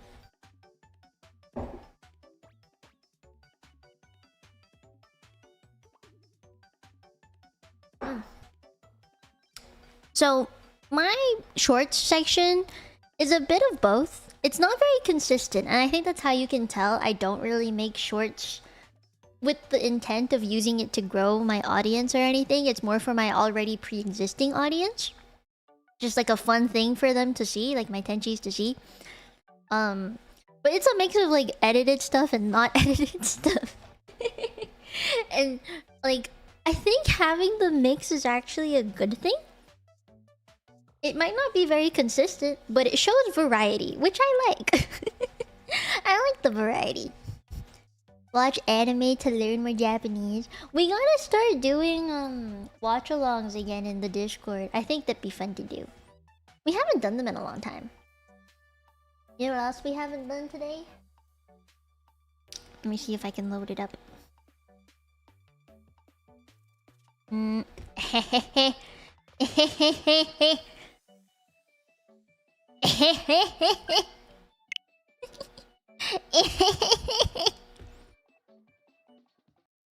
Don't worry, I'm gonna keep yapping. I just wanted to get this done because I have dailies. I had it in the background running, so I've been like listening to the songs and stuff.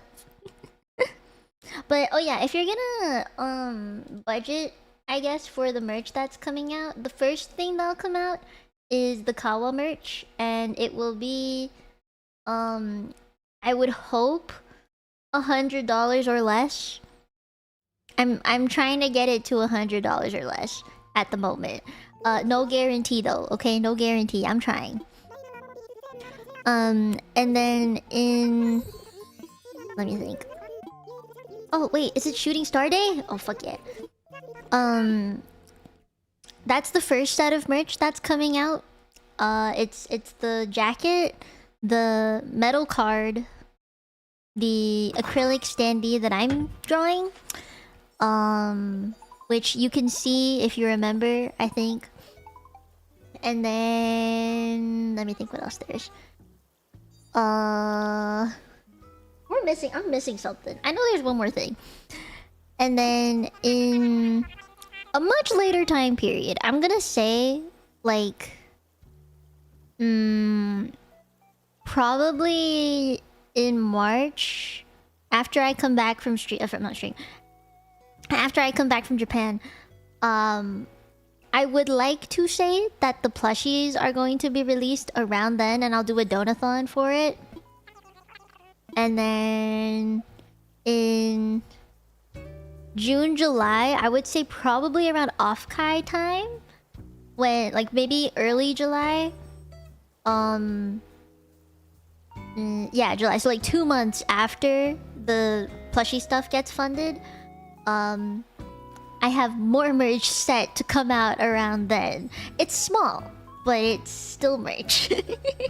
It'll be a stand... not a standee per se, it's a stand for something. And you can get the something with it. It's like a bundle thing. But that's already been planned. So every other month. So I'm hoping that by the end of this month, if not early February, for like a winter drop or a Valentine's Day drop, we'll get the Kawa merch, which is the jacket, the card, and the standee that I'm making, and plus one more thing. Oh, a beanie. Yeah, a beanie. So you get like a winter set. And then 2 months after that, so either late March or early June, or sorry, April, early April, if not late March, somewhere around then, we get the plushie. And then 2 months after that, we'll get more merch. So early this year, early quarter of the year, early half of the year, there's a lot of merch to get. And I'm sorry your wallets are gonna die. It was not intentional. I feel like if I look too much into viewer counts, I would be very sad. I'd be a very sad person. And, you know, I don't want it to, like, how do I word this? So in 2023, my average CCV count was 60 to 70. And that was 2023 though. In 2024, it went down to like 50 to 60. Last year, it was 40. So it's just gonna keep going down at this rate. And if I let it get to me, then I would be a very sad person. I'd be a very, very sad person. So instead of focusing on the numbers, I've more so focused on like what content makes me happy, I'd say. Let me think of what I want to do. Sell shells, get fossils, dive. Okay. Yeah, a lot of people's lives changed, and like my audience has obviously changed over the years. Every single year, I will see different regulars. Like the regulars from 2023 are not the same regulars that I see now, right? And every year it has been different. I'll meet different people, I'll see different people. Man, there was 2 there and I still missed. Like it's gonna change all the time. The amount of people who are willing to give me moonies is gonna change as well. So I can't focus on that. Otherwise, I would be a very, very sad person. I'd be very upset. Look, I terraformed. Do you guys like it? Oh, there's a bug. So, I think instead of focusing on numbers, if it goes up, great. If it doesn't, okay.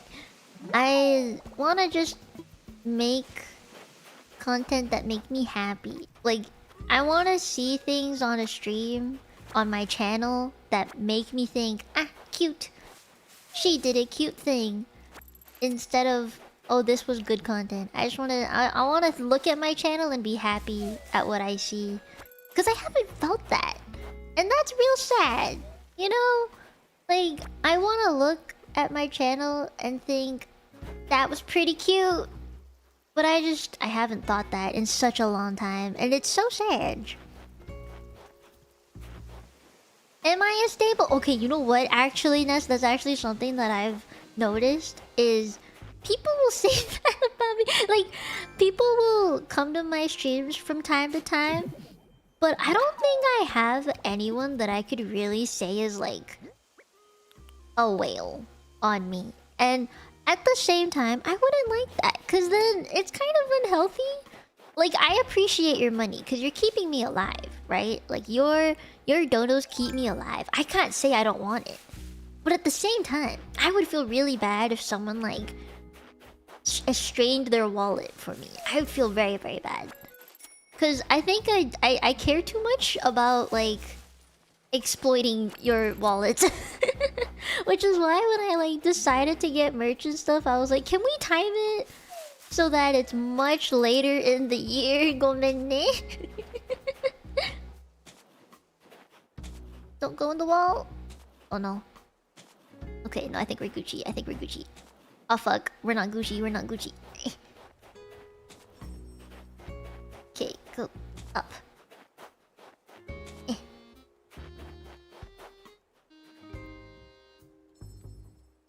Oh, hi, Ruben! At a convention? Aw, thank you! Man, I wish I remembered everyone that I met at a con. I've been to too many conventions at this point, and all of them have mostly been in Texas. That doesn't make it any easier.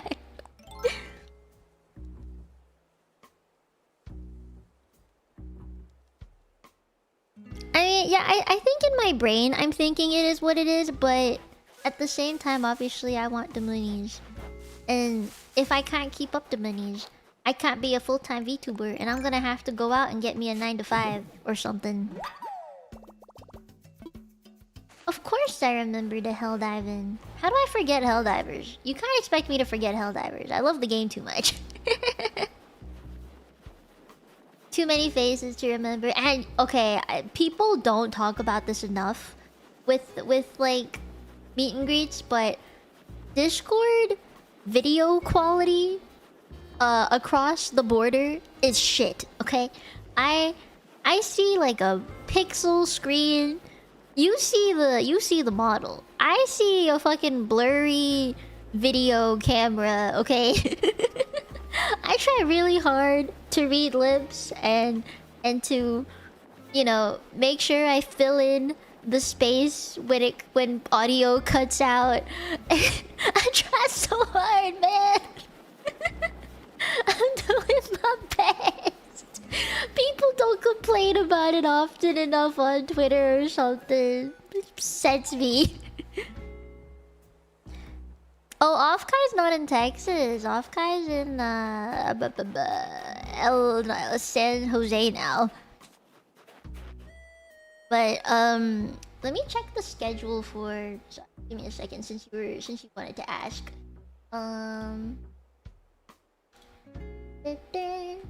The upcoming conventions that I'll probably be at. Let me see. HarrierCon? WeebCon. Is that in Texas? I don't know if this is in Texas or not. It's called WeebCon. It says the Gaylord Texan Resort and Convention Center. Oh yes. Oh yes. Gotta love that. Gotta love that. It's called like. Oh god. Oh wait. Hi. Thank you for the raid. Not a real raid. Oh, that's okay. I'll ignore it. Yeah. Okay. Yeah. The place WeebCon is gonna be held at is called the Gaylord. Man. You're gonna be an Iron Helldiver again for Phantom Man Offkai? Fuck yeah. Are you gonna be in the same suit or like a different set? Like a different loadout? You did get auto-modded. Hold on, let me bring you back. Yeah, those are conventions that are set in Texas. Man, this is the first time I got told to ignore a raid, and now I feel weird about it. Okay, I gotta make this a good size. Ooh, okay, this is kind of dicey.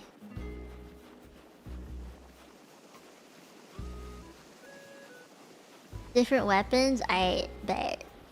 I hope I see you. Oh, that's not the right size yet.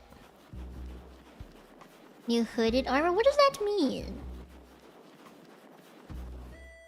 Are we there yet? No, it's too small.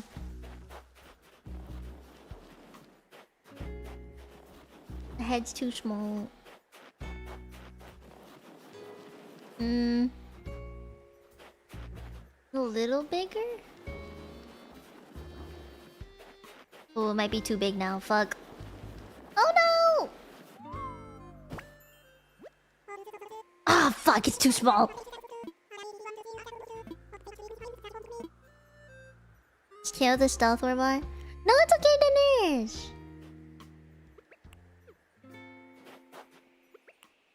Hi.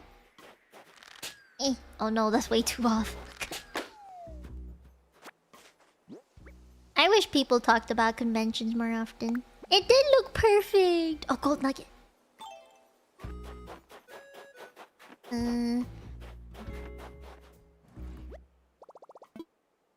Put something away. I love this shit. Ew. Everything here I want to sell. So I'm keeping that on me. Wait, what was I trying to do again? Oh, I need to sell shells. Okay. I gotta walk on the beach for a bit. Oh, this way. What do you mean by a fit check? Like, you want me to change my outfit? I need to do a fit check, actually. You're right. I'll go around the island picking up some shells until we get to a place I can change. Your panel was in. Oh, you remember that panel? Thank you. Thank you for remembering it. I'm so glad though. Like when I went to Offkai, people remembered me, and they came back to my channel after meeting me in person. That made me happy. I did wonder if like anybody would be like, "Oh fuck, I didn't press there." Like if anybody would remember that this was my channel, like what I look like or something. A little sun drop. Wait, that's so sweet. Thank you. Thank you. VTuberCon in Toronto. There's so many. I didn't apply to be a guest. Mostly because I didn't know when it was gonna be, or like if my actual like IRL plans would line up with it. I kind of am scared to attend a Toronto convention. I'm a little bit scared. The last time I went to a Toronto convention, I at least as memory serves, okay, I wasn't there for a very long time. I was only there for a day. I didn't even stay overnight, now that I think about it. Or did I? I don't remember. But as memory serves, I tried my best to stay like pretty incognito when I went, cause I live in Toronto and I kind of worried that people would follow me back home because there were stories of that happening, and I was like, I don't want that to happen to me. But I mean, if I was an actual guest, then I would feel safer because I know staff. Then I would have actual staff to help me. Inspector Arnold with the scythe? That's crazy. Stop. Not the chili dog. I remember seeing you with the chili dog and then the flag behind you, and I was like, wait, I really want a picture, but I don't want to interrupt this guy with his hot dog. I actually remember that. I felt kind of bad for stopping you from eating. And we were in the middle of like a really crowded area. I felt kind of bad. I should have missed it. I don't think anyone could forget that. I made you to fly. You did that. I remember you doing that. I remember seeing the notification pop up. Thank you. I just gotta find shells. I don't see any. Where are my shells at? I'm turning off the fan. It was getting loud. I'm sorry if you guys had to hear it in the background. Me goofy. I don't want goofy.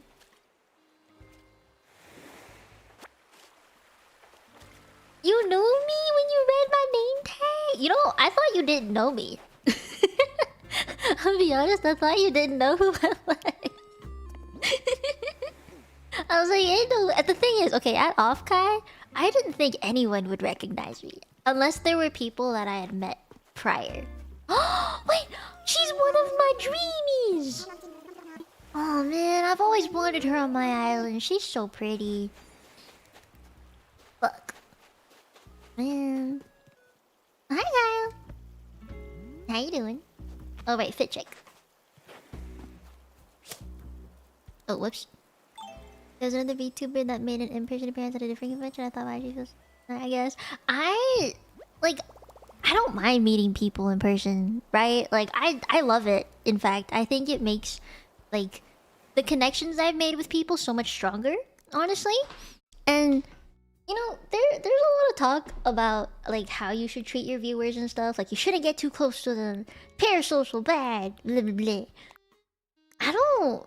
Like, I care about it to an extent, and I don't want to make any of my friends who I'm around uncomfortable, because obviously if I'm very openly there, they are also very openly my friend, and they could very much easily get doxxed as a result of me talking to someone. So I don't want to get my friends in trouble. I don't want to make them uncomfortable. So, like, if I'm gonna do it, I'd rather be open about it and not accidentally make doxing happen or some shit, you know? I don't want to do that. I'm very pink and I like it. Oh, have good eat.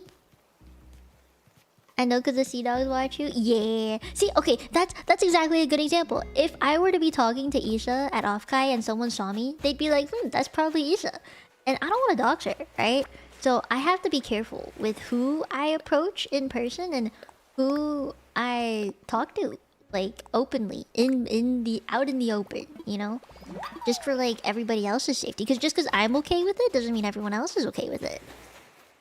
And there's been like stories of people being followed back to their hotel rooms and at a con. For me, especially because I'm Canadian, I'd be going as a foreigner, right? So I mean, it's even more dangerous for me in that sense. So I gotta be like twice as careful. But like, I love meeting people. That's kind of what I started streaming for, is because I wanted to meet people and I was lonely. So I wanted to meet some tenchies, and I'm really glad I got to do that. You know, I don't regret doing it. I'm very happy that I did it. I need to catch some stars.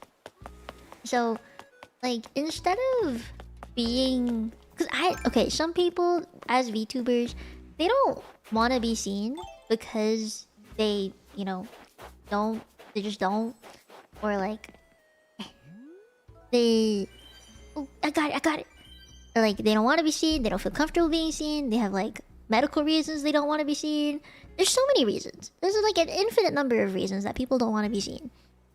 Or like they want to just keep the immersion up. For me, it's more like I want to connect with people better, and I do it better seeing someone's face. There's only so much I can gather from text messages. So I kind of wanna. There's a boundary I'll set. Yes, like obviously I want to make friends, and I think I've genuinely made friends with some of the tenchies.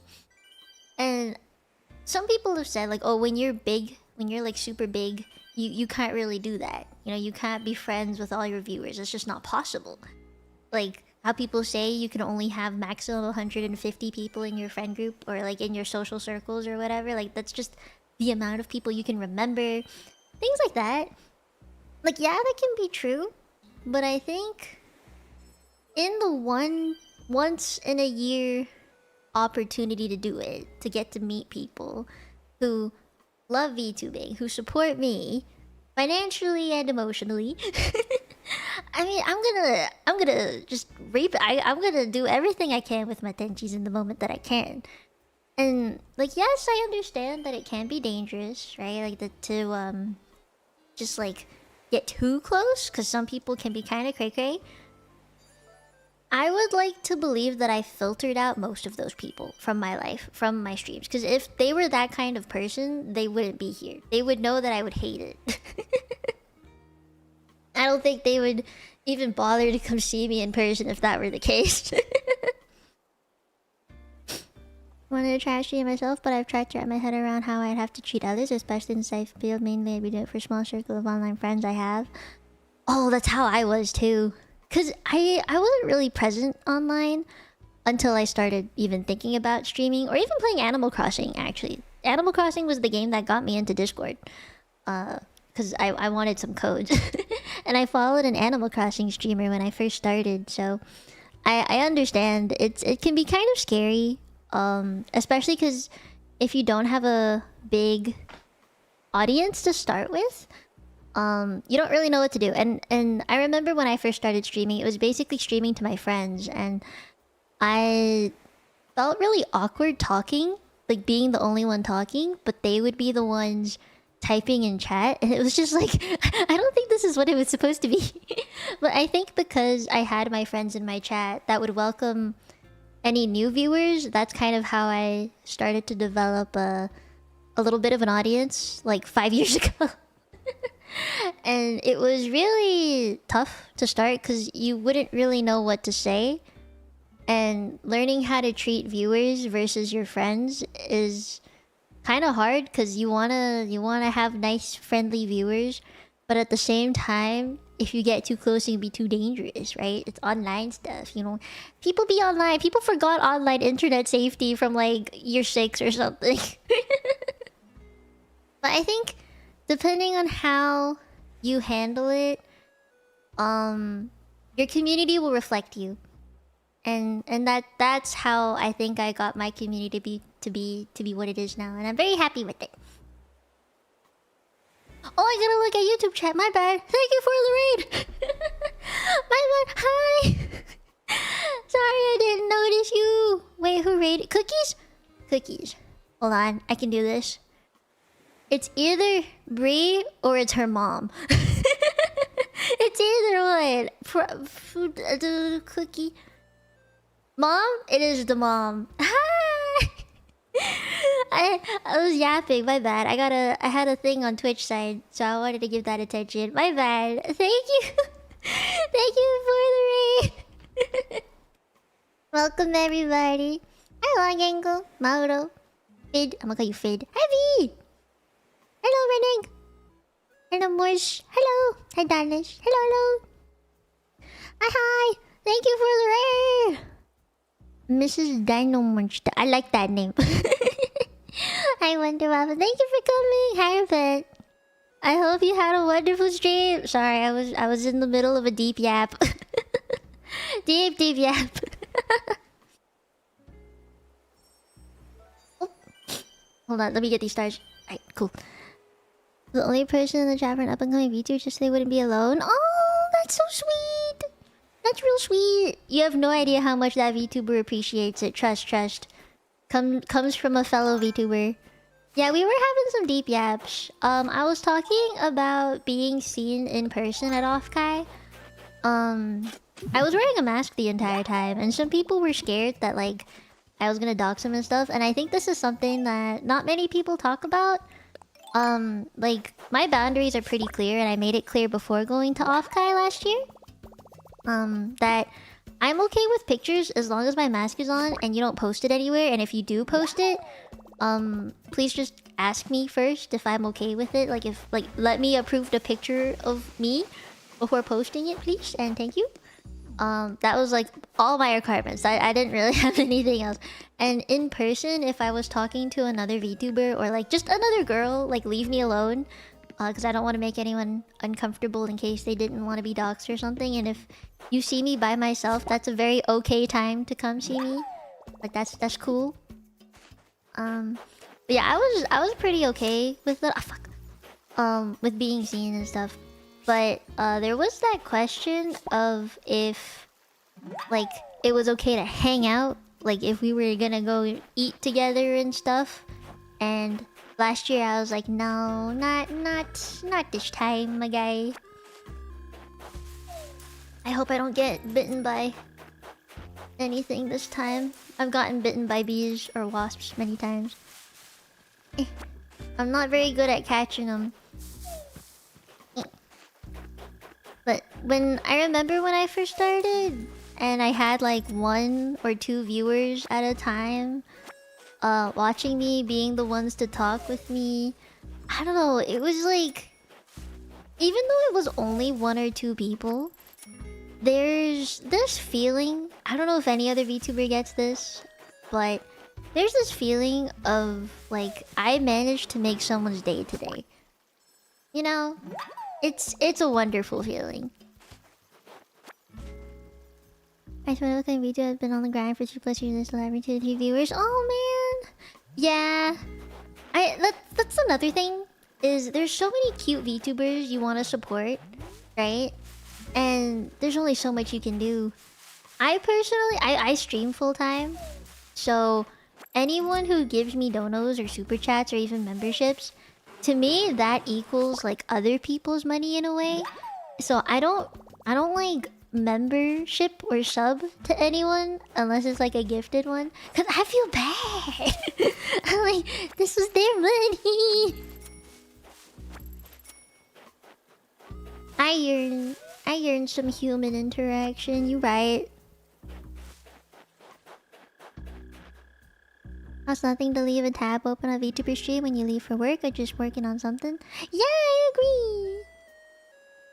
They are really fun, and I think like okay, maybe I've been in the VTubing world for like 5+ years now. I started in November 2020. If you look at my Twitter account, that's when I made it, and I intended to be a VTuber the second I made it, so that's how I know my history. But, like, as someone who's been in the VTubing world for 5 years and have been full-time for at least 4 of it, like 4 years now, I have found that streamers and VTubers, I wouldn't just, like, narrow it down to VTubers, I would even say just streamers in general. Those who have smaller viewer counts are sometimes the most passionate people I've seen.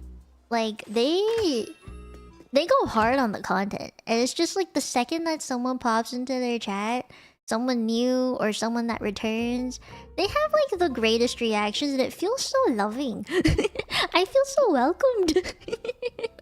Like, I feel like I'm wanted. And it's great. There's nothing I want. Also, why didn't anyone tell me my screen was not centered? How dare you not tell me? I've been playing like this for like an hour. Yeah, the passion! I miss that. I miss hearing that. That's so sweet, Ruben. Oh my god. How did you just notice there's been a black corner in the screen this entire time? We were deep in the yaps. That's why I think I mostly watch smaller streamers. Okay, well, alright, if you say that, okay, I'm gonna hit you with a question. What is considered small streamer to you? Because to me, small streamer means like below 10 viewers is small. But then I've met people who say that small streamer equals people with less than 100.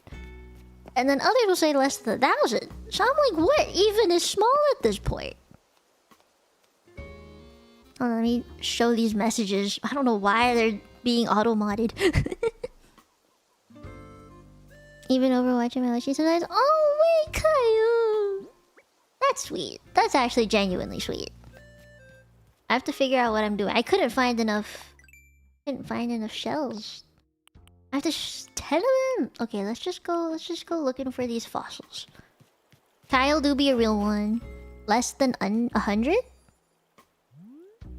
Yeah, there are Twitch partners that pull less than 100. And okay, this is another funny thing. I started multi-streaming like a year ago. And I've been told so many times that like I would have been bigger if I'd started on Twitch or something. And I just don't think that's true.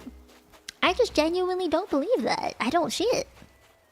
And like, there's been people who say if I have, say, like 50 viewers on YouTube, that equals I'm gonna have 100 on Twitch because that's just how numbers work. And I don't think that's true either. I don't know where people say that, but that's just what people say. Prefer small streamers because chat feels more like a community than audience. Ah, yeah, I don't like the noise, I suppose. Like, I find it very difficult to balance this just as a streamer, because I want to grow, right? Like, I think growth is good. As a VTuber, growth means more monies, more viewers, more eyes, more opportunities. However, growth comes with more people in your chat yapping, right? And then some people get lost, and it's like, how do you balance that then? And I still struggle with this. Like, I don't know what I would do.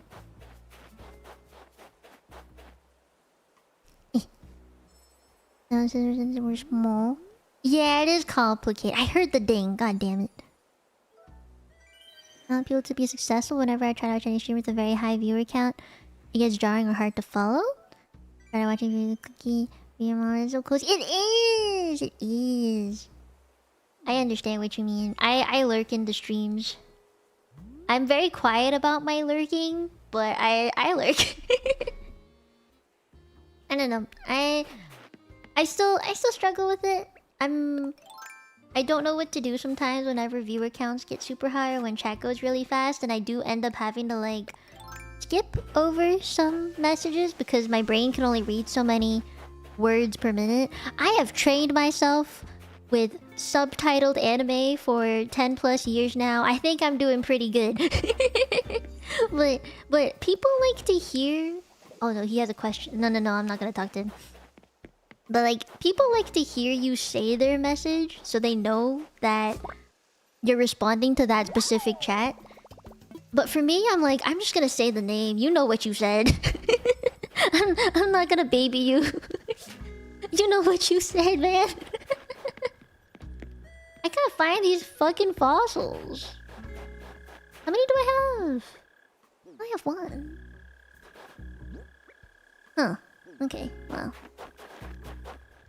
Okay, I'm gonna drop my shit off and then go swimming. If you're loud, are you lurking? I mean, I'm not loud about my lurking. I'm pretty quiet about it. I feel too watched. I don't want people to see me or perceive. I do miss like the days where the pressure to entertain wasn't so high. I feel that nowadays. I really wish it wasn't that way. And I know I'm just putting it on myself too. It's not even a real issue. Like I personally would like to think that I am plenty entertaining without like having to, I don't know, have a game up on stream to yap about something, or like to purposefully think of something to say for clippable moments. Like, I think I'm plenty entertaining or nice to talk to without that. Without trying to be that, you know? I think being authentic self will take precedence over all of that. And, oh my god, that's another thing I worry about, is if in person people meet me and they're like, you don't look or sound like what I think you would be. Like on stream and stuff. I'm like, I'm sorry, did I not meet your expectations? I worry about that. Yeah, the entertainer burnout. That definitely exists. I am pretty good at it though. You know, I'm pretty good at maintaining it. The thing is, like, every time I've mentioned that I'm feeling some sort of negative emotion about streaming, all of my tenchies will instantly go like, take a break, stop, leave. See you next week. They don't want me. They don't want me. Map, you do it. You know you do it. You're like, you should take the actual day off, otherwise your mental health is gonna go down the drain. You don't want me. But I know you do it cause you want me to be okay. You don't want me to burn out, so I appreciate it in the end. I'm just hard-headed.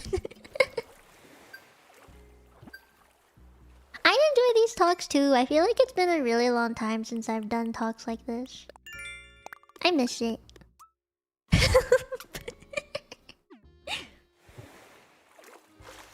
Yeah, burnout's tough. I've gone through it multiple times now, but I'm okay.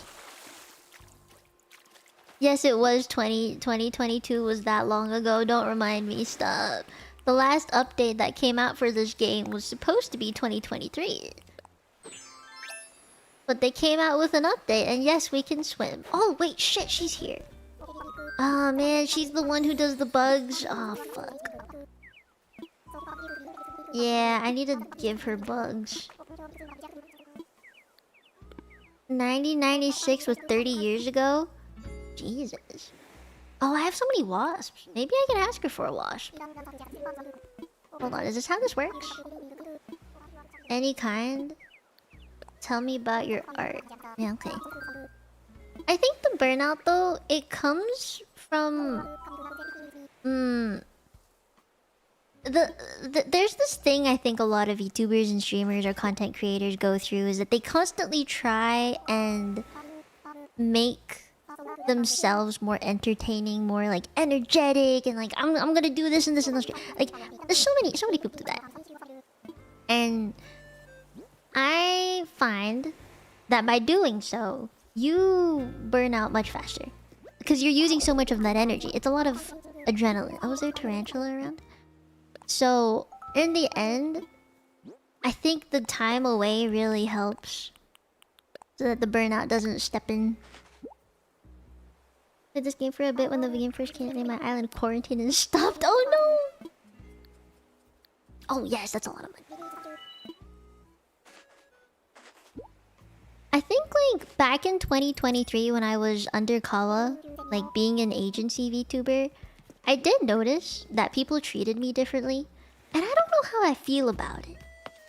Cause on one hand, I'm like great. You know, I had the opportunity for things and I was really happy that I did, and I feel like I learned a lot and I was truly happy at the time.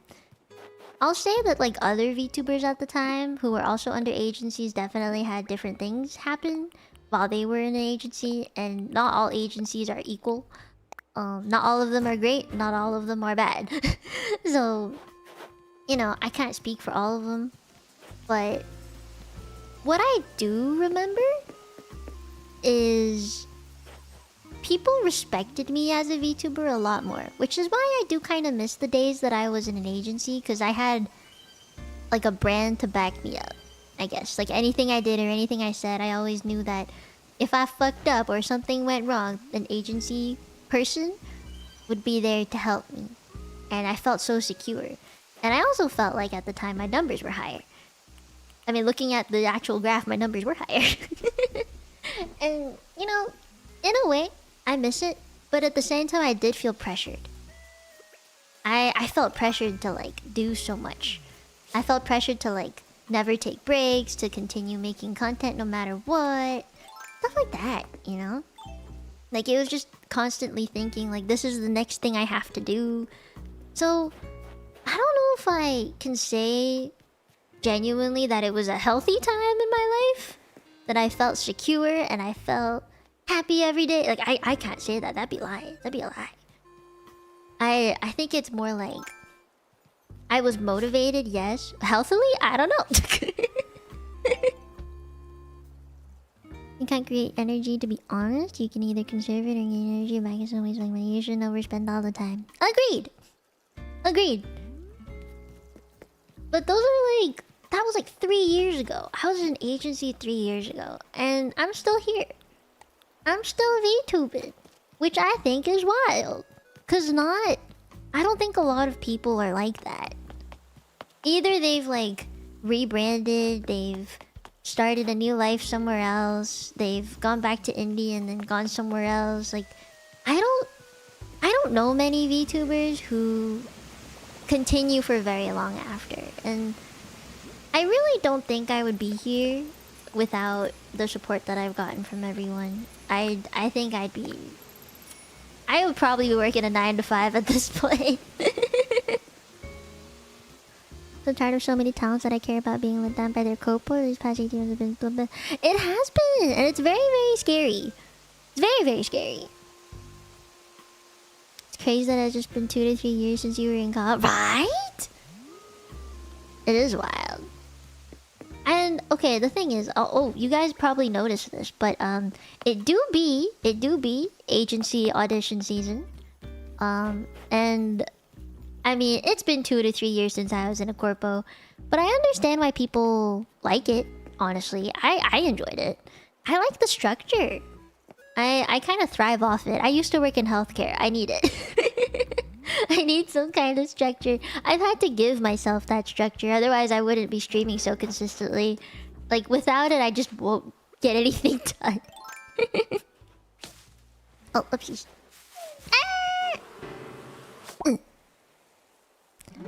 You've outlasted a lot of VTubers and VTuber companies? Yeah.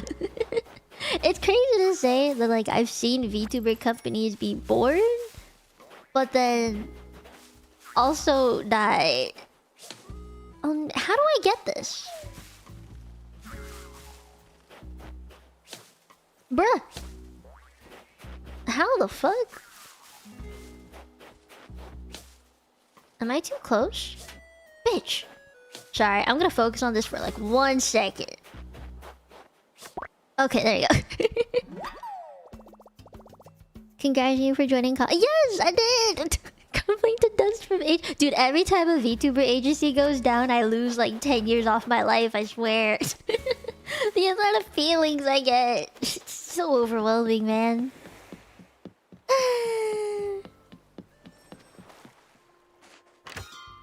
Yeah, I was in healthcare. History with healthcare. I worked in. Oh gosh. Okay, so volunteered at a hospital for a few years in high school for mental health stuff. I worked in a mental health I think it was for like high schoolers, like teenagers, mental health promotion stuff, like events, and like general like advocation things when I was in high school. And then in university, worked in a clinic for a while. I don't want to go into specifics. And then I worked this was all throughout university, so school and work at the same time. But yeah, I worked in a clinic for a while. I volunteered as well at the hospital, and then I think it was closer to the end of uni. That's also when like COVID started happening, and I had my graduation online, which was really sad.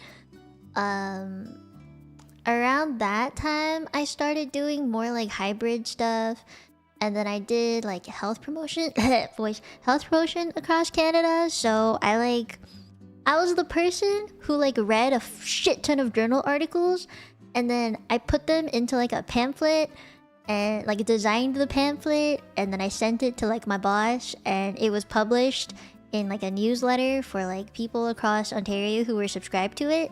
So if you guys have ever seen like a health promotion thing for working out or something, that was probably me from like 2020 or 2021-ish.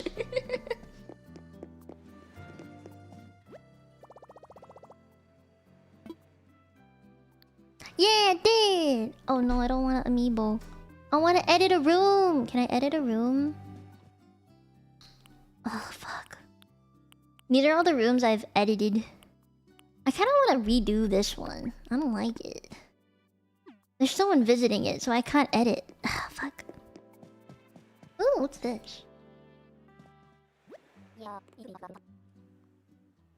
think some VTubers who were turned off by their corpo experience may have just been in the wrong type of corpo. I agree. Corpos are a hit or miss. I am still streaming on my own accord, which is great, and I get all the money that is given to me if it's for stream elements. So that's nice. I think there's a lot of perks to being in a corpo though. Is I think most of you will see it. Is like group stuff. You'll see a lot of group activities. You'll see group like collabs, and it's usually with the same people within the agency. So the consistency there helps build a community, I would say. And in my personal opinion, I really like that, because then you never get FOMO. Like the FOMO just doesn't exist then. Or it'll exist less, you know? And I kind of miss that. That was one of like the biggest perks, I would say, to being in a corpo. And I miss that part. What's the button to like do this? Hold on. Oh, it's a Y. I'm playing through the OBS screen, don't judge me. So, you know, I miss that. What else do I miss? I think, depending on management stuff, it's really hard. Like, business model-wise, it's really hard to have a good one. Because money. Money hard. Yeah, it's the money. The thing is, VTubers, in terms of like money split and stuff, they don't want to give up that big of a portion of their income to keep the agency running, because they need to make a living, which is understandable. You can't argue that, right? It's hard to argue that. I don't know what he gave me, but he gave me something. I didn't pay attention. So, I mean, I get it. I think if I were in a corpo again, though, I'd be way more hard-headed with negotiating contracts and stuff. Like, I don't even require all that much. But I would like to think being in a corpo means more stability. But it's been like 2 years since... Oh gosh, wait. Yeah, it's been like almost... It's been 2 years and like 20... Not even. It's been 2 years and 12 days, give or take. Yeah, I think since I, you know, I became independent again after joining Corpo and stuff. So it's been a while, but the thing is, the memories linger, and it's hard to forget. What am I trying to do? I don't even remember what I'm trying to do. I should go visit Brewster. Oh, fuck. Okay. I have to go back. How many things do you need to handle to become a VTuber? Well, it's more of like a very changing... It's a very changing thing. I can't say it's like a consistently, I only need this one thing all the time from you. So, for example, every week, you have to come up with stream ideas, right? Oh, fuck, no. God damn it. So, yeah, every week you gotta come up with a schedule, right? And some people are very, very bad at committing to the schedule. So, personally, like, I would say I would like a manager to remind me to make my weekly schedules and help me decide what to stream. Or, like, consistently... Like, for example, I think if you guys are regulars on my channel, you'll notice that I would like to do specific things weekly. Like, every Monday I wanted to either play Where Winds Meet or do a chatting stream. And I wanted to... This medicine? Yes. Or, like, I want to do at least one main story quest for a gacha at least once a week. Like, these sort of, like, ideas that keep a channel coming out with consistent content is supposed to help with growth. Oh, whoopsies. I dropped it. So I would like a manager to help me think of that. Or like, usually what I do is I'll go through my channel and I'll be like, how many streams of this game have I done in the past month? And I make sure to not do it too much. Because if I do it too much, then I don't really have time for other games, right? You know, I would like a manager or an analytics person to help me look at all that and tell me what to do for the week. Or like, another example would be what streams in the past month got the most views and why. Or what kind of like post I should do, like short stuff I should do. Things like that. I hope this is making sense. Those are the kind of things that I think VTubers pay attention to or need to pay more attention to. Yeah. Oh, thank you, Don Liz! I hope you enjoy the Discord. Let's do buttons. I don't want to move right now. But I think another thing I would want is... probably thumbnail help. Because I hate making thumbnails and I don't really know how to make them good. Even though it's been like 5 years now, I hate making thumbnails. I know how to do it. I hate it. Hate doing it. It takes me like I can do them quickly now. I have templates for myself, so it's faster. But having that just extra little bit of help to do it would be nice. Or just like a second opinion on if the thumbnail is good even would be helpful. Because I can change it just given the feedback, right? So I would like that. Or...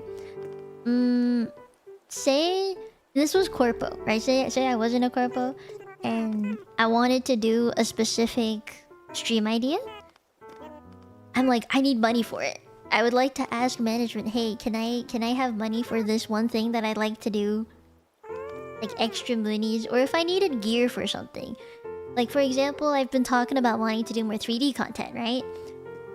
They would probably be able to help me with that. I just need the connection to do it. And for more like weekly stuff, there really isn't all that much. I wouldn't even say there's a lot. Weekly stuff is mostly schedule shit. So I don't really need all that much, I don't think. Or maybe like having someone to email someone to email for me my like, you know, convention appearance stuff, guest appearance stuff. That would be nice.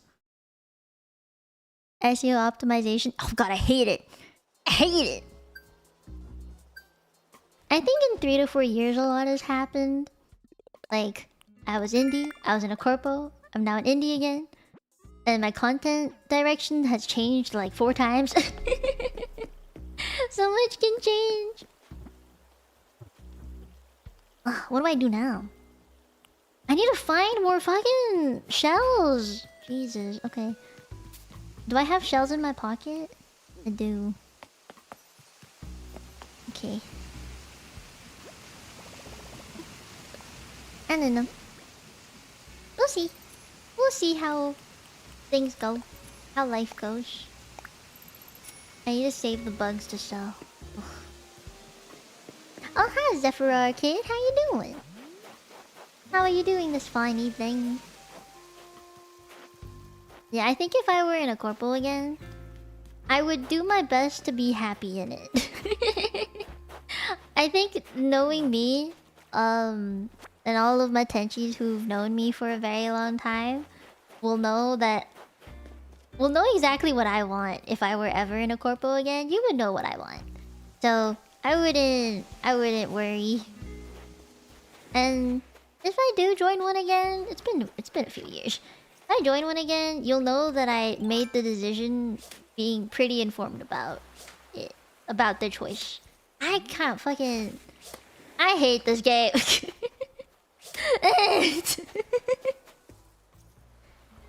Zephyr Agency? That's a pretty sick sounding agency. I just don't want people to worry about me. And I also worry about finances a lot because I am a full-time streamer. I need money to live, to survive. So, you know, having to stream or like give up a portion of my income to someone else is a very big ask. Very, very big ask.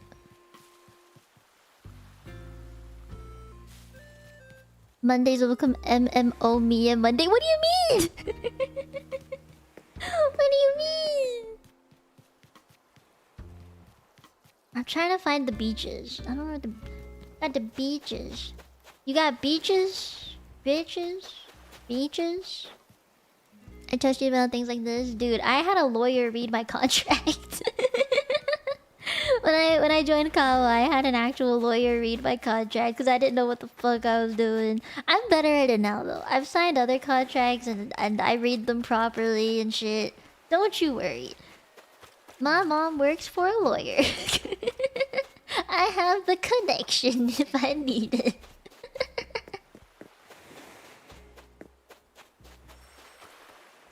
I heard the ding. I heard the ding. Oh, fuck. I just gotta not hold this. I heard the ding.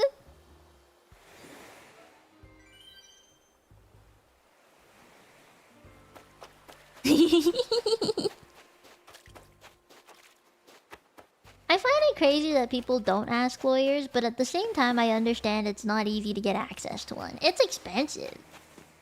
Expensive. The Kawa contract of ours had a lot of things that ended up needing to be rewritten or reworded, I think. I think one of them was just like time off stuff or like notifying if I'm gonna be away for a certain period of time. Money, money, money, money, money, money, money. Oh, thank you, Anama. Thank you. Oh, I remember you talking to me about that, Kyle. The 24-hour shine thing. That's fucking crazy. She could tell me that? Yes, she could. The link expired? Wait, what do you mean? No, it didn't. Did it? I hope it didn't. Oh, God. If it did, I gotta change it. I'll change it after stream. Yeah, work there right now? Good. For the best. Don't work at some place that tell you to sign within 24 hours. That's stupid. Guys, do you like the gym I made outside of Maple's house? I just loaded it up with a Bruce Lee outfit. I thought it was cute. I made a gym. And then I made a concert thing back here. I don't know what to make in this corner, but we'll figure it out. I think this is where the steps are gonna go to go upstairs. But I'll figure out something. Oh, there it is. Been looking for this shit for a while. Oh fuck. I'm using the Joy-Cons and I have a bit of Joy-Con drift on this one, so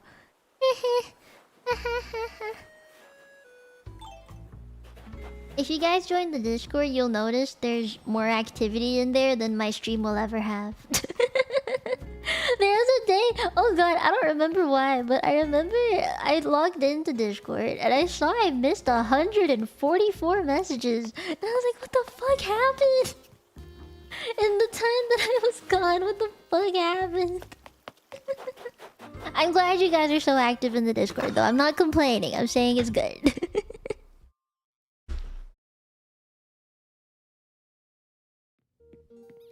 May the odds be ever in your favor. Yeah, earn money so you can give me money. And then I will live, and then you'll have your daily dose of copium from me. You're welcome. There was something in here I wanted to add. I think I got a new outfit to put on the wall. New viewers, don't look. New viewers, don't look. Don't look, don't look. We're having a wholesome conversation. Don't look. They're having a nice time. Don't look. You're in Discord but don't talk, and that's okay. There was something I got. I wanted to put it on the wall. I don't see it. Yeah! You go, Yazito. That's what you're supposed to do. Good job. Oh, should I put the skirt on the wall? I think that'd be pretty cute. If I have a schoolgirl shirt, sailor skirt, put that on the... Oh, yeah. Wait. I should put one of these on the wall. Maybe this one. I think I'll put the tennis skirt on the wall.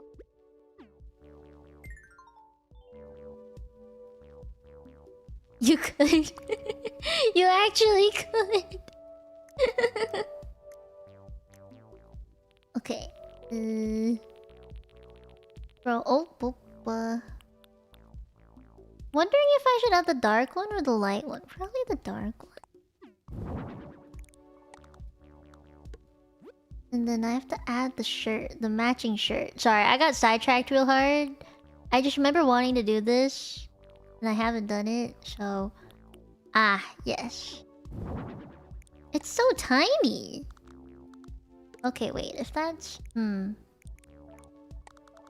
Maybe over here instead? I don't know where this should go. It wouldn't work on this other wall. Oh man, okay.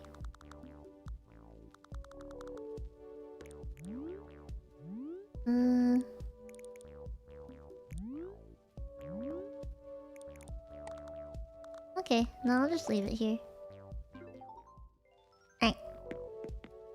Good night, Reik!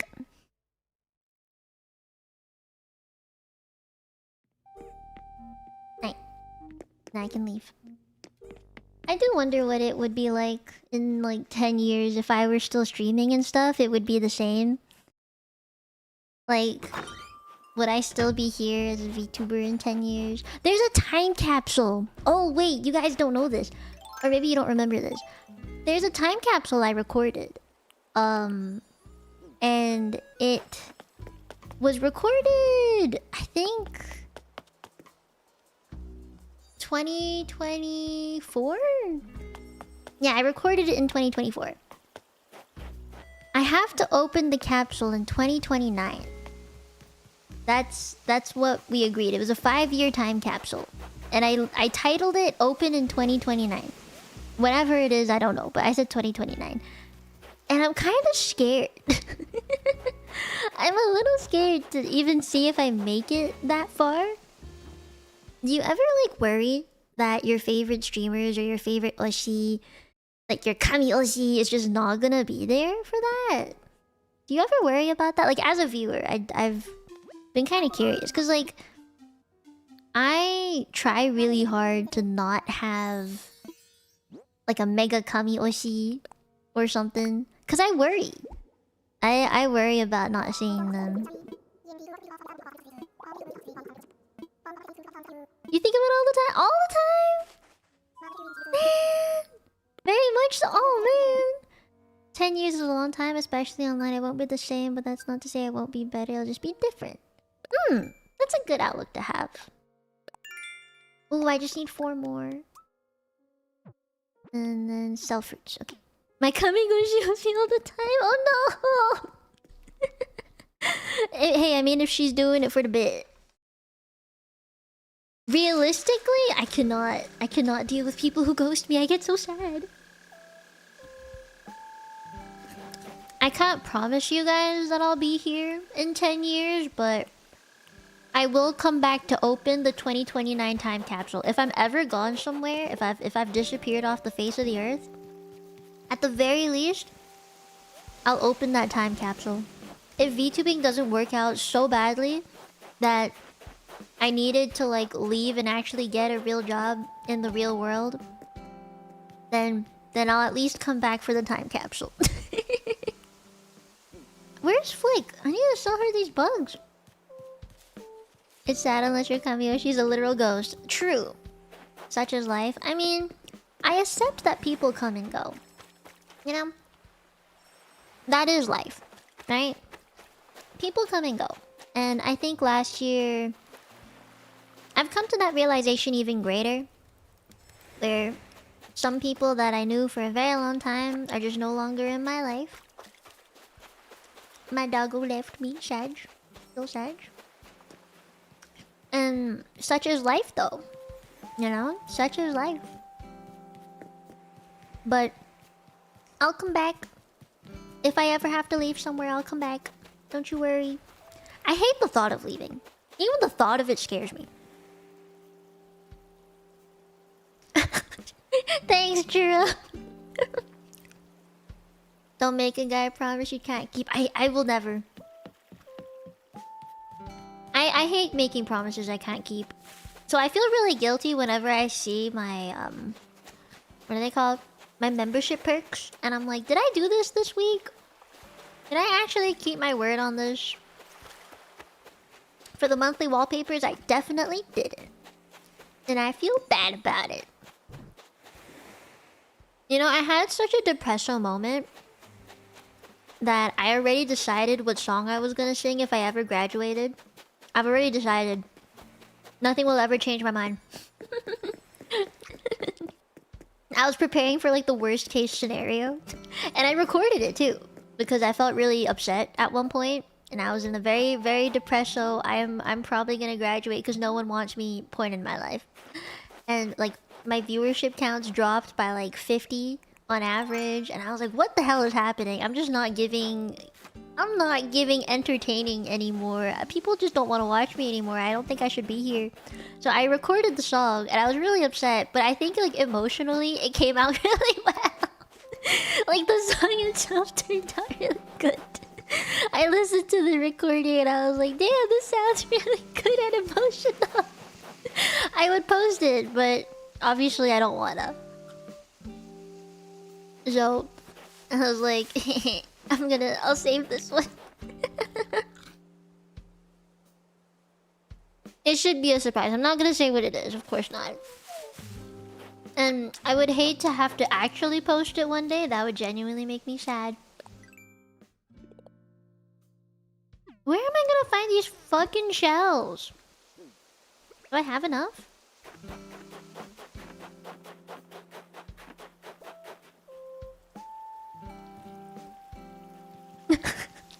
The mental trauma check. Thanks. Served me well. Yeah, I just gotta sell these two, and I should be good. I wanted to keep the shells, because you get to craft stuff out of it, and I want to craft stuff out of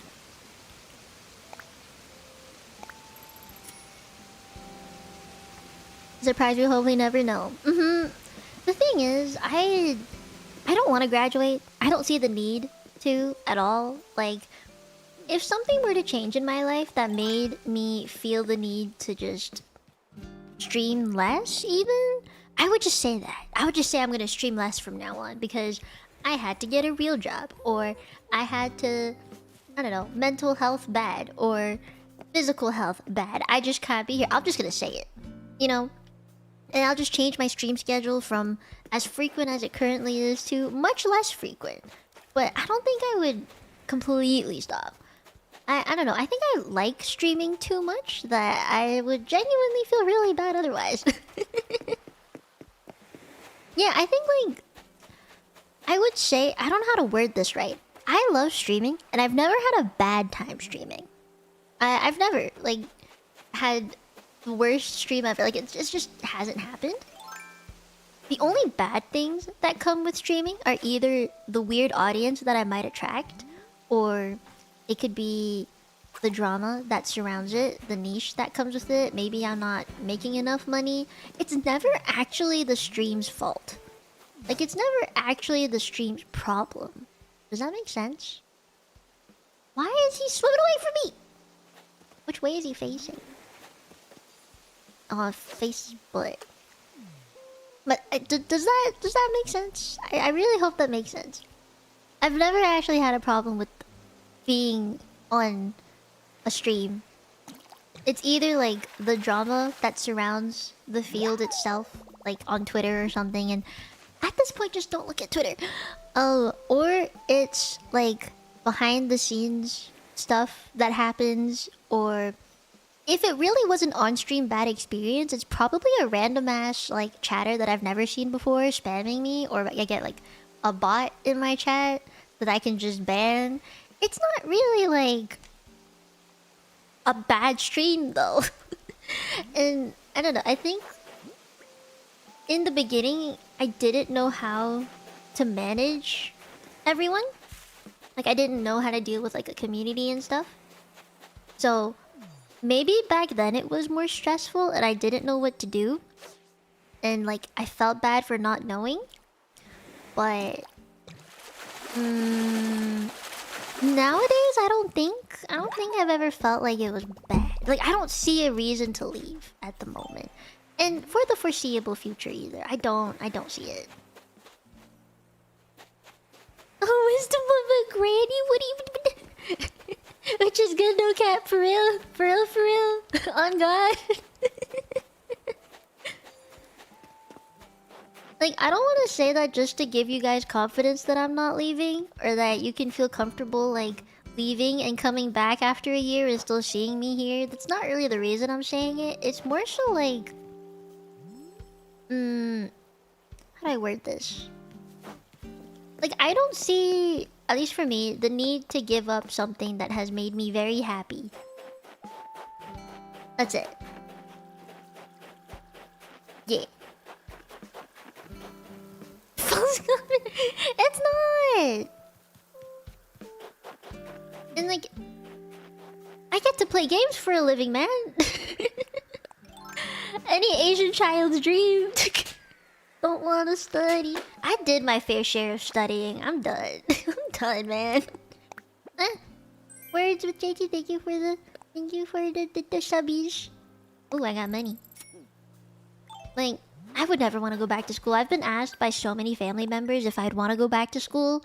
Like, even to go back for like marketing or a business degree. And I'm like I understand the benefit, especially as a VTuber, to learn like how the business side of things work, or like getting management stuff, social media degrees, things like that. Like I get it.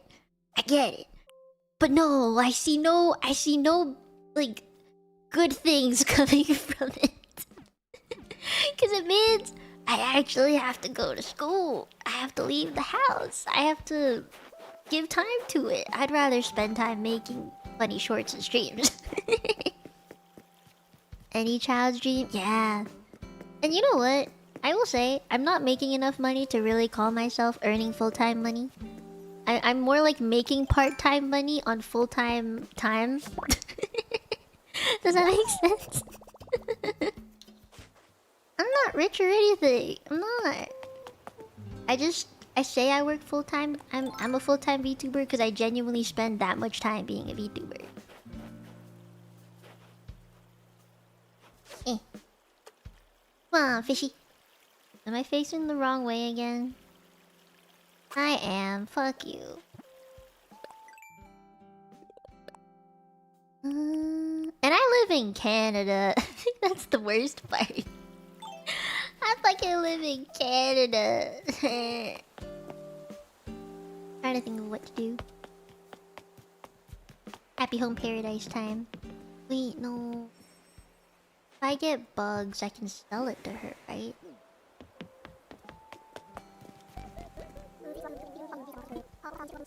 Like, I'm good at studying, and I know that now. And I could do it. I just hate it. It does not make me happy. It does not make me happy at all. My best bet now, I gotta find a man who will support my VTubing dreams. And let me be a VTuber forever. And then I can move out and live my dreams as a housewife. I'll cook it all clean. Just let me be a VTuber on the side, please. That's all I need. The thing is, I like earning monies.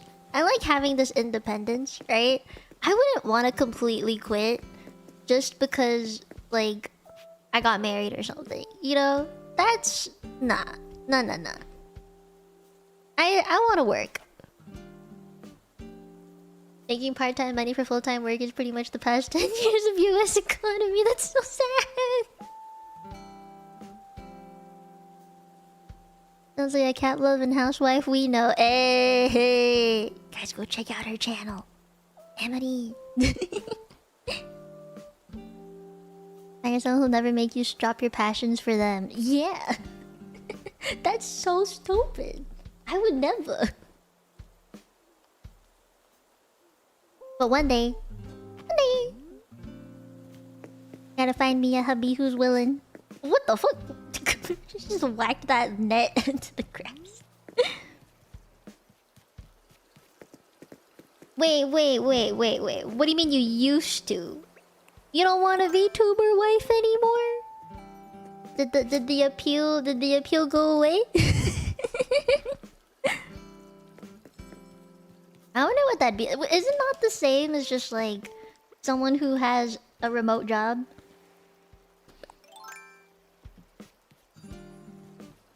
What if someone has a passion for skydiving, Marky? Then what? Would you say no?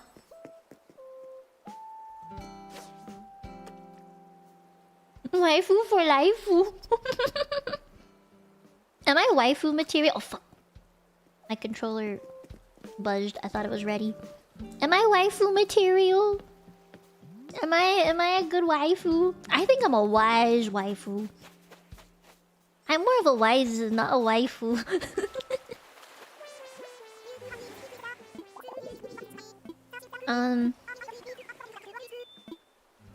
Sure.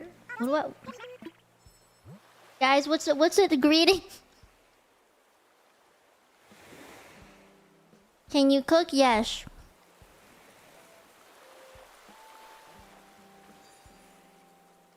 I'd like to say yeah. Oh, thank you. Grow into that. Anime wife or actual wife? Both. Oh, Nova, you don't have to answer the question. You're good. I don't think we have a plead the fifth in Canada though. Just now that I'm thinking about it. Immortal material? I'll take that. I'm happy with that.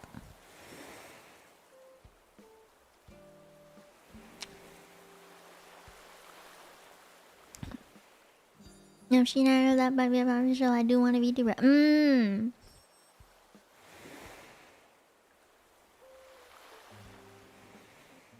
My go-to greeting is yo.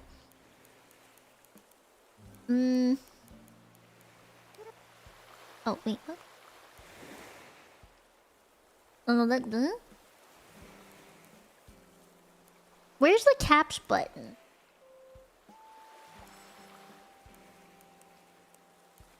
Ah, there it is.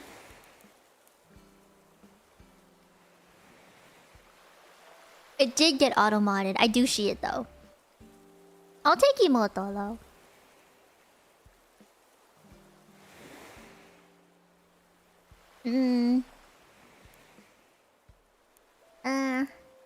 Can I make her nya? Oh. Nya. Nya. Pretty good.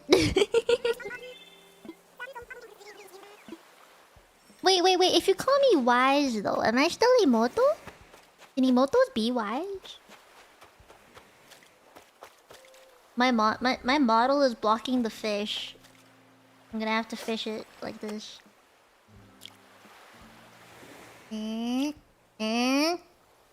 Getting edged? Like.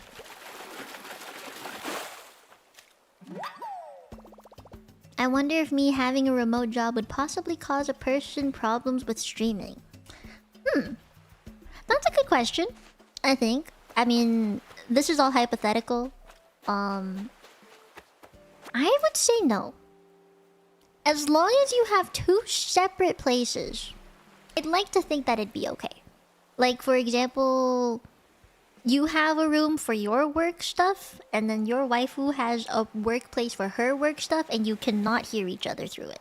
Like, it's soundproofed well enough that you won't disturb each other.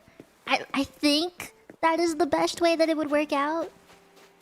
Because you both would be at home all the time. And you would need space, I would think. Upstairs, downstairs, opposite ends of the house if possible, I would think. Again, I don't know. I've never had this situation happen.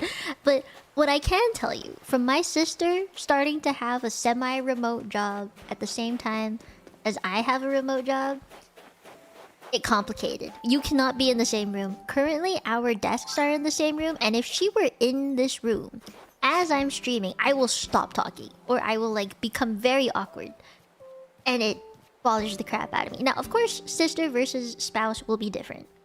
How you act around them is going to be different from a sibling. However, I don't think it would be different in that like some person is now in your space as a VTuber. At least it's like awkward. I don't know. I feel like as a VTuber it's more awkward because no one on stream can see if the door opened or like someone's walking around behind you. It just won't show. But as a VTuber, it'd be like, oh.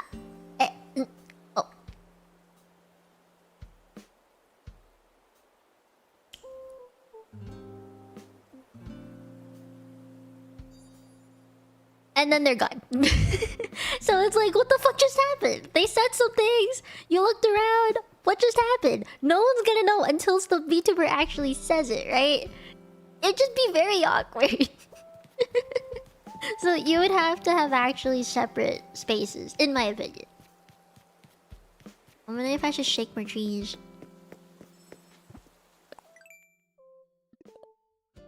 The only way I can think it'd be perfect is someone who treats your job as an actual job without being a fan. Oh yeah, now that I think about it, you're right. I don't think I could date a fan. No, that would be very scary.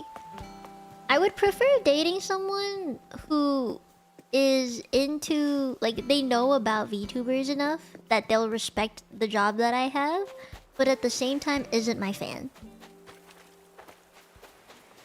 Oh yeah, the Splatoon stuff. It's okay. Don't worry about it. It's not a big deal.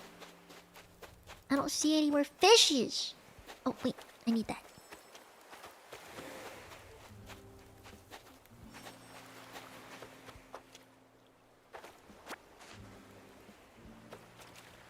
Imagine finding out your mom is a VTuber. Oh god. My dad has asked me multiple times to use AI to make him a VTuber model, and I have said no every time. She sees invisible people. Time for the Jaguar. Shh. Office pool thing? Nani? I need to buy an amiibo.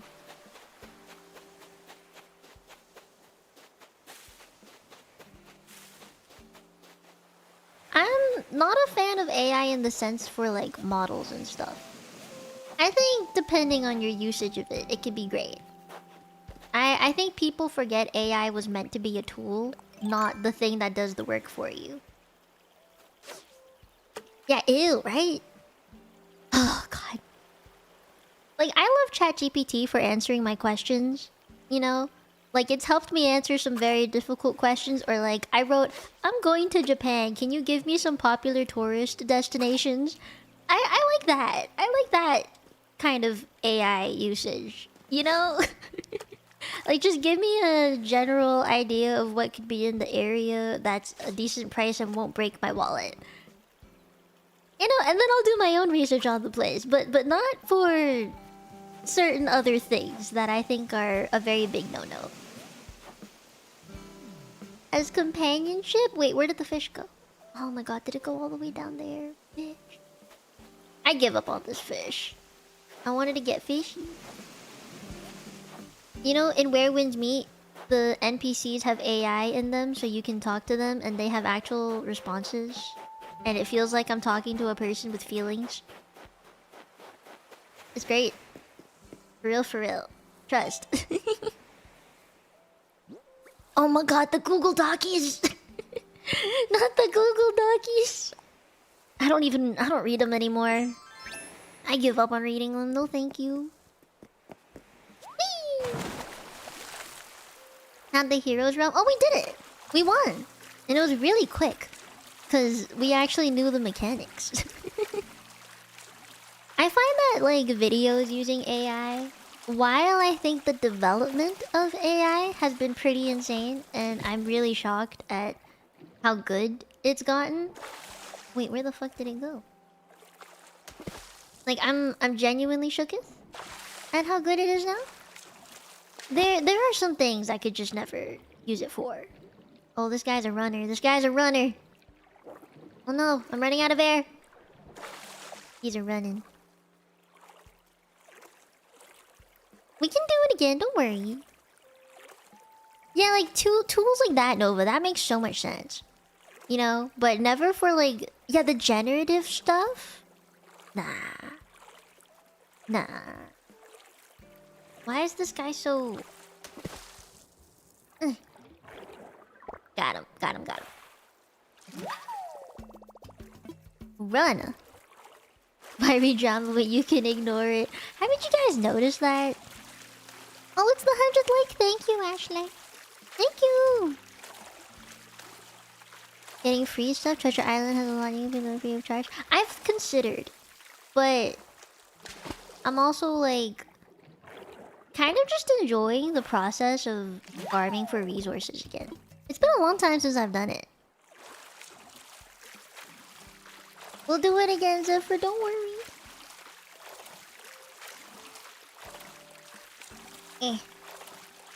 I think you know me well enough. I avoid drama as much as possible. I find it genuinely disturbing to see, because some of the stuff that I've seen is very high school, and like I said, I've experienced drama every single year in high school, and I'm done. And it just reminds me of it. I'm done. I'm so done. Like, did I ever tell you guys about the one year where there was a guy in my class. We were in lab, and I had a friend group of 3, and one of them was a taken woman. Another girl wasn't, and she was she was like, no, she dated someone and then dumped him because she said, okay, I'm gonna phrase this better, sorry. A, taken friend. Very happily taken friend. B, also taken friend. But she broke up with her boyfriend because she thought that he was bringing down her reputation. And like, he was such a sweet guy. He DM'd me to be like, hey, what chocolates does your best friend like? Because I want to get her some chocolates for Valentine's Day, but don't want to get her something she don't like. And I'm like, that's such a sweet thing to ask. What the fuck? So obviously I helped the guy. He was a really nice guy. And he's now in the Navy.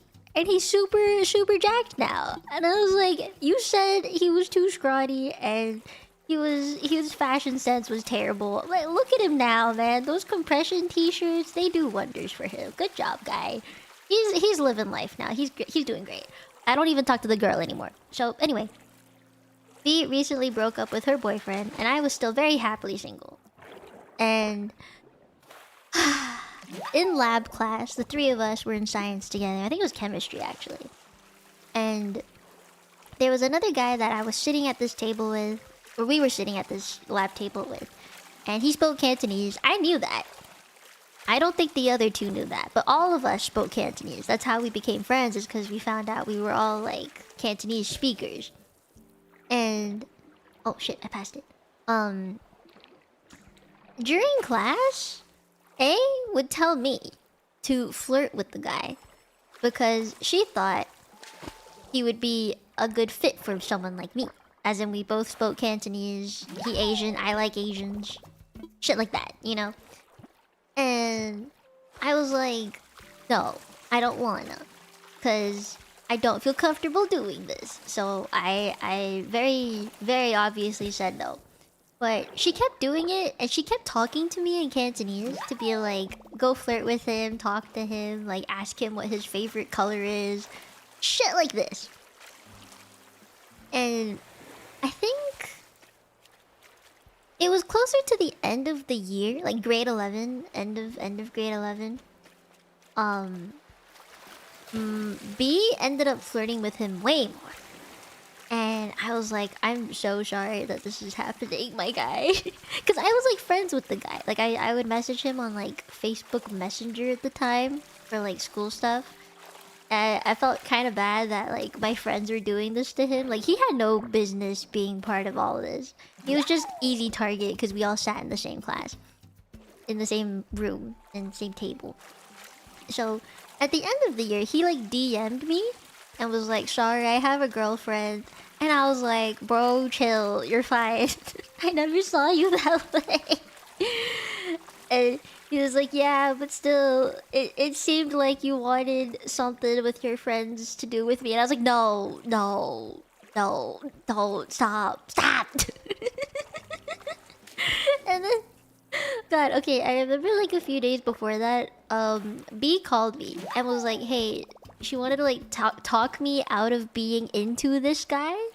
And I was like, I'm not into the guy. And I kept telling her, I'm not into him. You can try your best. Have fun. Have at it. And she was like, I like him like 10% more than you do. So I think you should just give up and like let me have him. And I was like, okay, sure. But she kept going. Like, it felt like in her head, she couldn't comprehend that I was saying, yes, go, have at him, try your best, good luck.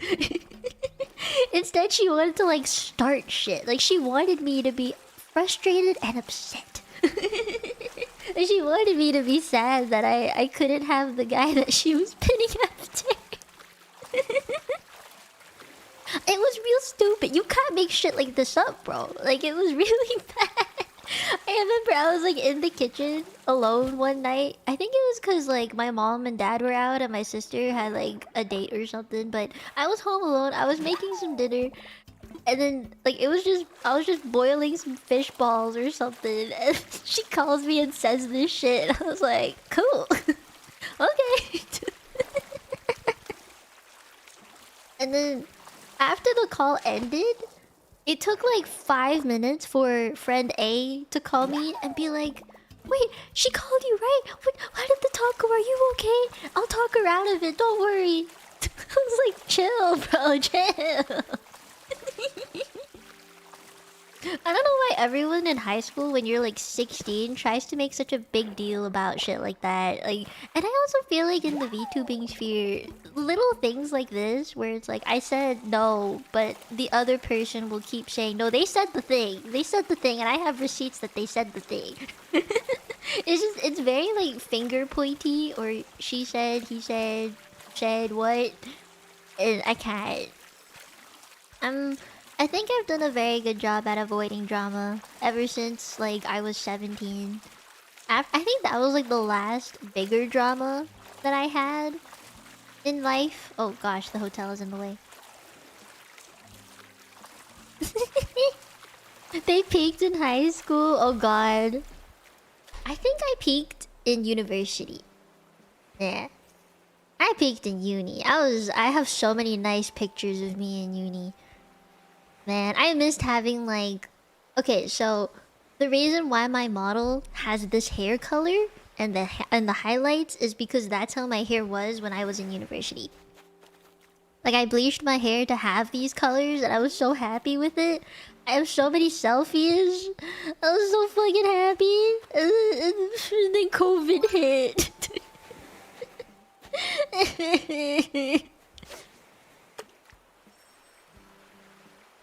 I don't think I played games in high school. I played rhythm games at most, but I didn't actually play games. Oh wait, you got auto-modded. Nest. There you go. She did want me to be angry. I don't know why she wanted me to be angry. Like, what the fuck? Why do you want someone to be sad? Why do you want someone to be angry? Chill, bro. I've yet to peek. You think so? Does the waifu say so? Gotta check the receipts. You peaked when you were born. You're probably the cutest when you were born, honestly. Everyone is in their cutest point when they're a baby.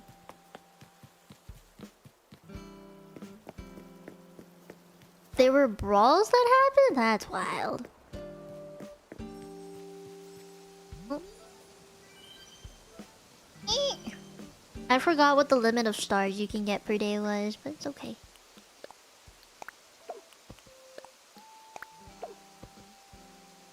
Right.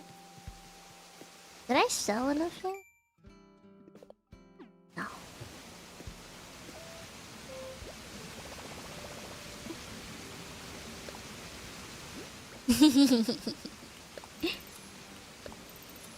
I don't want to work out, but I have to because I'm going to Japan. Have fun at the gym, be healthy, live your best life. Wait, what time is it? Oh my god, it's already 12:30. Fuck! I have a stream tomorrow afternoon. Oh my god, get out of the way. What are you doing? Excuse me. Thank you. You're going to Japan when? I'm going in March.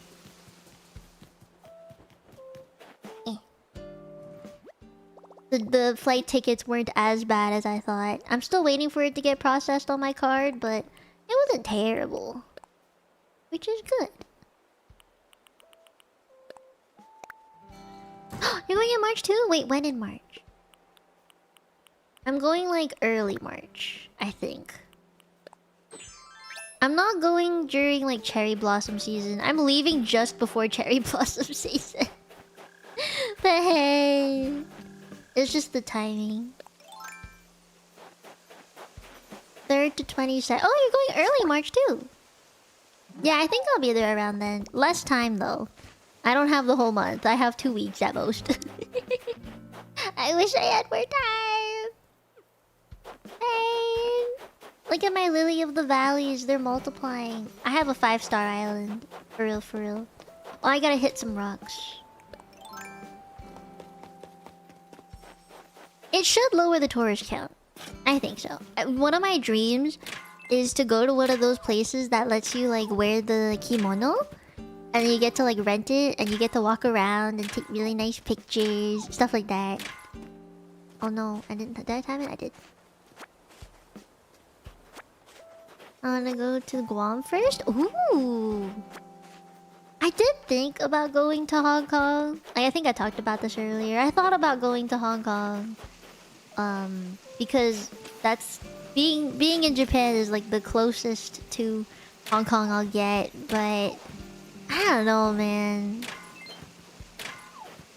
Hong Kong scares me now. I'm too traumatized. Too much childhood trauma.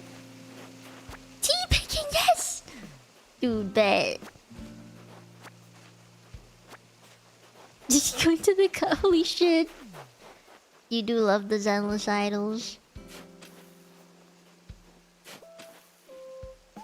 It's very humid. Yes, it's so humid to the point that the walls will drip water. Why do you say that? Oh, the trauma thing? Well, I don't exactly have the happiest memories of Hong Kong, honestly. Oh, wait. Can I... Yeah, I don't have the happiest memories. I think a lot of them are... how do I word this? My memories of Hong Kong are filled with a lot of hospital visits, a lot of crying, a lot of like uncomfortable physical health, to put it lightly. Like my... I don't know if all of you remember, or if you know, my eczema is pretty bad. Or was pretty bad when I lived in Hong Kong. The humidity was not helping, the pollution was bad. I basically lived in a place that I was allergic to. And dust was a big no-no for my skin. But that's like some of the main reasons why my family moved to Canada, is because when I was hitting around the age of 10 to 12, I was basically in the hospital for a week being drugged up on steroids, and then for like maybe the week that the steroids were still pretty high potency in me, I was okay and I went to school. But then a week later, my skin would flare and the steroids would run out and it would just come back 2-3 times worse. So then I would suffer with it for like a week, and then my parents would be like, "You're not getting any better with the medications that we have, so we just gotta take you back to the ER." And then I would get admitted as an inpatient again. And this was the cycle for like 2 years. Like 1 week I'd be in the hospital. Oh yeah, let's start from the beginning of the cycle actually. Skin bad. Skin very, very bad. Parents wonder for like a week or two if I should go to the doctor, or the doctor appointment hasn't come yet. So then I would be kind of just like in this state of going to school in much pain. And then they would take me to the doctor. I'd be an inpatient for a week drugged up on steroids. So then I'd spend like 2 weeks in like good, okay health, drugged up on steroids, and my skin was fine. And then the steroid would wear out, and then for another 2 weeks again, I was suffering. So it was always like a roller coaster of good and bad, and I feel like it made life so inconsistent. I suppose like I couldn't just go to school and learn and be a happy kid making friends, because everyone would be in their friend groups and I would just be in school for like a week and a half and then be out of school for another week and a half. So I couldn't really make friends properly, or people would ask me like, "Hey, why weren't you at school?" or like, "What happened?" And it was just a lot of questions. Children are nosy. Did I hit all the rocks already? 1, 2, 4, 5. I don't know if I got that one. Heard back about the clinical trial you were on a couple of years ago. They offered to put me in another clinical trial, but it's not it's an early phase of the medication. Like it hasn't been tested very well yet, and I don't feel comfortable joining a clinical trial where it's not like pretty well tested. So I think I'm gonna wait. And also they require every 2 weeks to come back for a checkup, and I'm gonna be in Japan for a pretty long time, that it just wouldn't work out. So I had to turn it down. And that was like a oop. Well, can't do anything about that. Oh yeah. I've heard about the pacemakers. Oh, there's a bug, there's a bug, there's a bug. I need to catch the bug.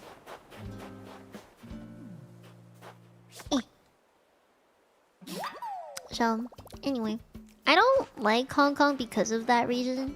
It's just, I know every time I've gone there, my skin has flared. I went back in 2015 for a week, and it got worse. There was just no way around it. So, I'm kind of upset about that one thing. Maybe if I flick. So, you know, I don't want to go back for that reason. I also don't really have any friends there to see. Like, I don't know anyone there. At most, Rio, but she's not even in Hong Kong anymore, too. So, I don't really have anyone to visit. Oh, Flick was over there last time. Like, there's just nothing left for me in Hong Kong except for, like, my grandparents, some family members on my mom's side. Like, my grandparents, people, I guess. So, yeah. Otherwise, not really anything left for me there. And, okay, I don't want to go to Hong Kong to be told that I am a foreigner. Okay, like I was born and raised there. What do you mean I'm a foreigner? I speak Cantonese. Screw you, man. Screw you. Just screw you. Humph. He's playing the Benji to Kids, kind of imagining assisted medical. Yeah! Dude, I wore like wraps on my arms to prevent people from seeing it, or like from touching it, or just having it be uncomfortable when it touches the wind. Because when open wind touches a wind, it feels disgusting. It hurts. So I would like cover my skin up, and people just kept asking me like, "Aren't you hot?" Because in Hong Kong it's like close to 40 degrees Celsius. I don't know what it is in Fahrenheit, but it can be pretty fucking hot. But I dealt with it because I felt cold all the time. My skin was so like open and like wounded up, and I felt cold all the time. Not good memories, I gather. No, not really. I think some of the good memories though are probably like going out for food, like really good food.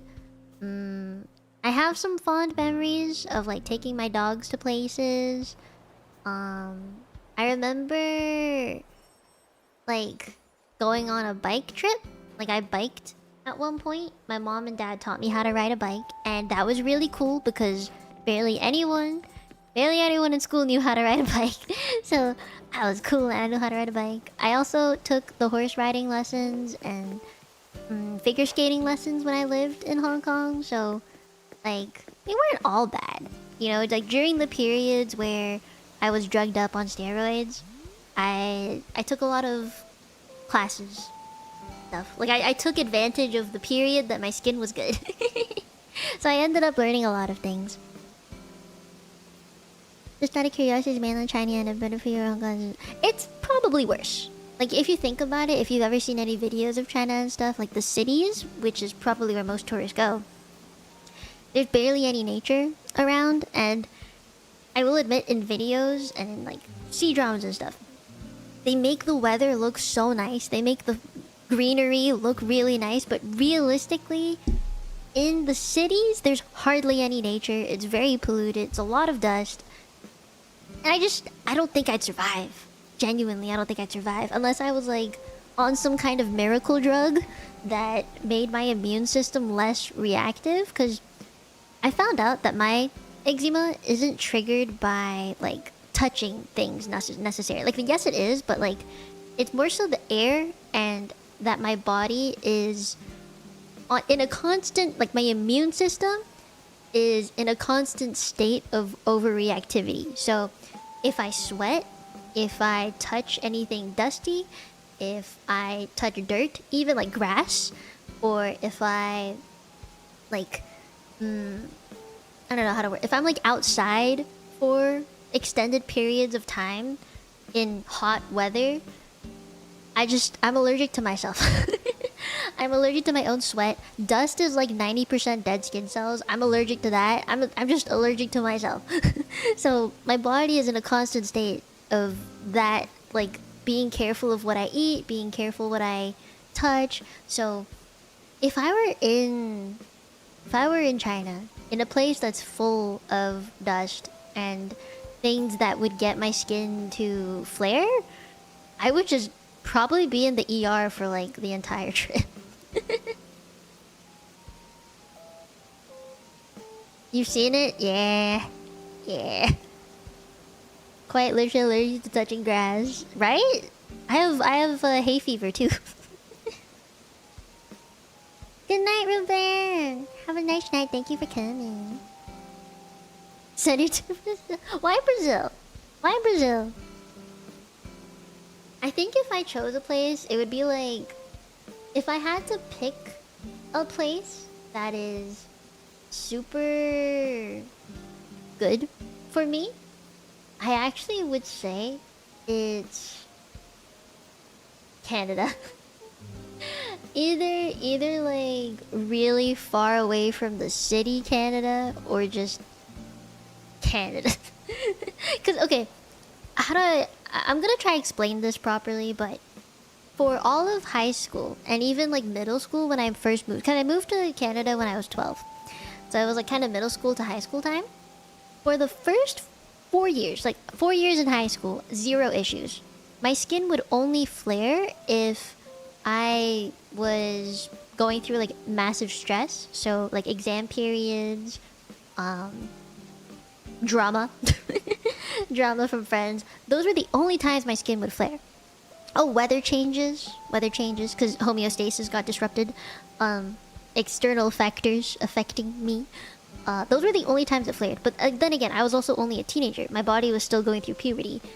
When I finished my puberty time and COVID started, and I would say like when I was going to university, like just for the first 2 years of university, my skin flared really bad because I was going downtown, like downtown Toronto, where there's also barely any nature. It's mostly dusty and gross, and you can tell when the snow is black that it's disgusting and gross. Or like the snow is all slushy and gross, that it's really dusty, and it was not good for me. So for the first 2 years of university, my skin was flaring really bad, and I had to go back on steroids for the first time in like 5-6 years. And it was gross. I don't know how else to word it, but it was gross. And I hated it. But then for third and fourth year of uni was around when COVID started. So I was able to stay home. But the thing is, I was already downtown, like in downtown Toronto for too long, too much. And I couldn't stop the flare before it got really, really bad. And I was basically in a worse state than what I was at in Hong Kong. Like, it was Hong Kong skin, had to be hospitalized times like 10. It was terrible. Like, it was on my face, it was on my lips, it was like on my feet, even the bottom of my feet. Like, it was everywhere. I couldn't stop it. Like, I didn't stop it in time before it just spread to an uncontrollable state, and everything was infected. It was bad. I couldn't handle it. I tried doing like the holistic stuff and like salt baths to kill the bacteria from spreading, but it was too late. It was way too late. And I think I was also in a state of denial because I was like, I didn't have to take any medications for like 4-5 years, maybe even 6 years since coming to Canada. And I was like, I swear I could just go back to that. We can just go back to that. But then at some point, like, I think I just gave up and I was like, okay, I think I need steroids. I need actual medication. There's no way. I can't recover from this by myself. So during COVID, having online classes really helped because I didn't have to go downtown at all. Like, I didn't have to be in the city anymore. I could just stay uptown and I was safe in a bubble. And like my house was clean. I was vacuuming every day. Like, it was just no dust, and then I got referred to the clinical trial for the drugs, that actually suppressed my immune system. It like targeted a specific, what was it? It was like a specific enzyme that they found triggered, or they found would increase whenever flares happen. So they just completely suppressed it. And it worked. Like, my skin was great. The only downside was my acne got really bad. That was like a side effect. So, like, I think it's been a few years. Been a year or two now. I think 2 years now since I haven't been on any drugs, but my skin hasn't gotten back to what it once was. Like, I have a lot of scars now that haven't healed.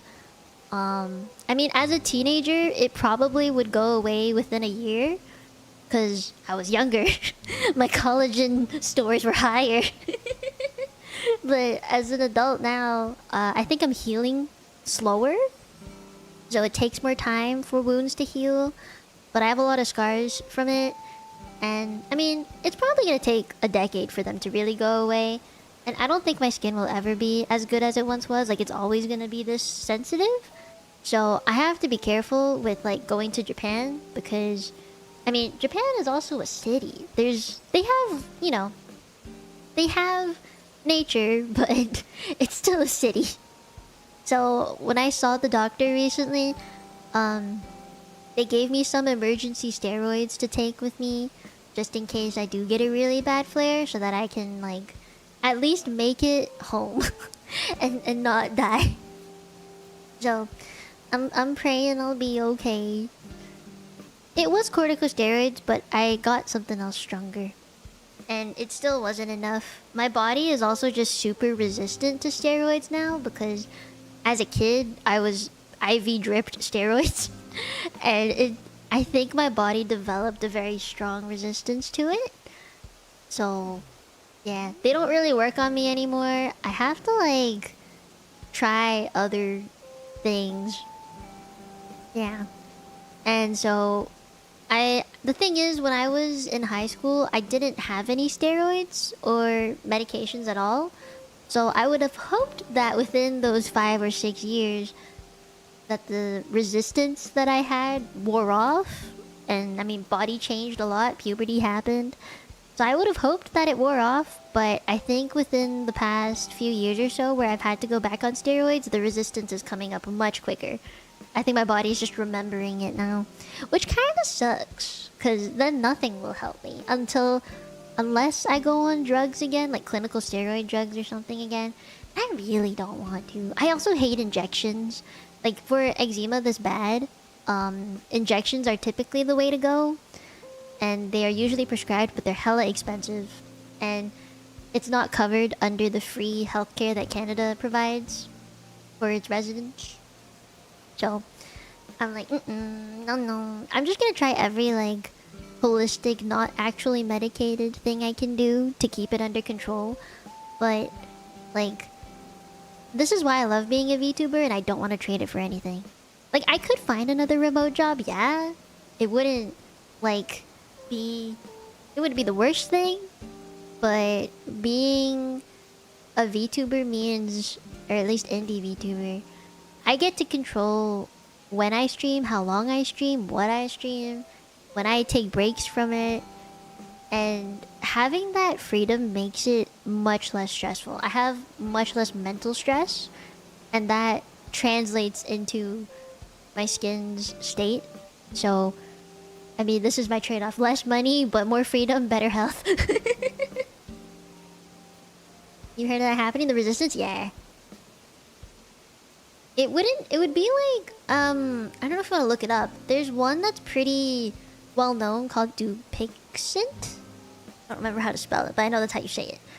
But that's a pretty common one, common injection. It's like a immune system inhibitor, something. Fancy words.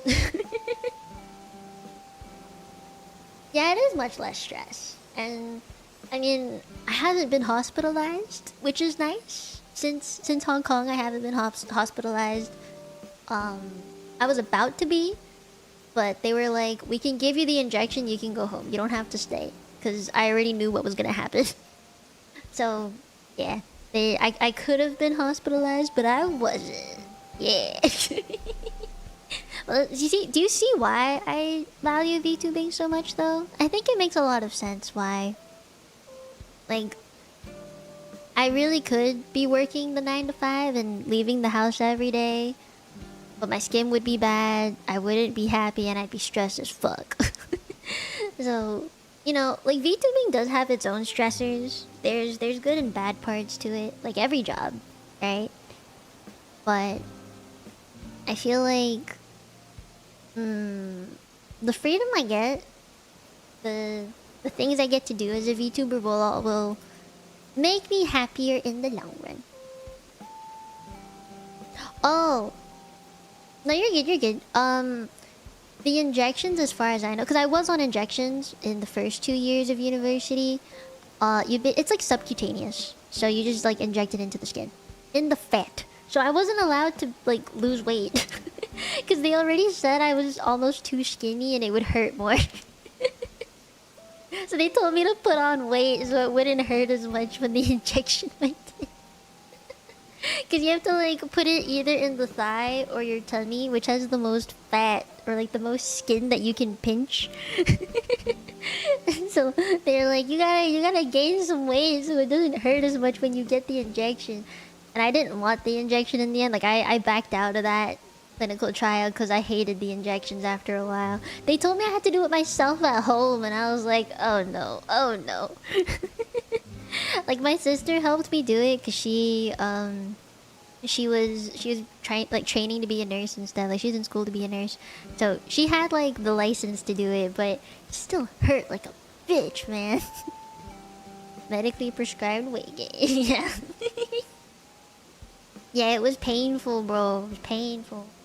It was every 2 weeks too. So for the first week, I'd be okay, and then the second week, my skin would flare again, and then I would take the injection. It would get better, and it was just another. It was like another cycle of that. Nursing's a tough job. I could never be a nurse. I could never. Too stressful for me. My skin would cry. I've decided, like, for the future, I'm never gonna be able to like work a stressful job. Like, I just know I wouldn't be able to because my skin will flare and it's gonna be painful. So, for the rest of my life, I just know that I have to work a job that's not super stressful but will also pay the bills. As many bills I can possibly pay anyway. So, yeah. Renewing for time of inject. Yeah, I learned how to self-inject when I was like 18, and it was not fun. I remember for the clinical trial, it was a placebo. There was a placebo to compare with, so it was a 50-50 chance of if I was getting actual drugs or not. And the first time you do it, they tell you that you need to take 4 injections at once. Can you imagine that? 4 fucking injections at once. And for me, it was 2 on each thigh. So I remember just sitting there with 4 band-aids on my legs, feeling super fucking painful.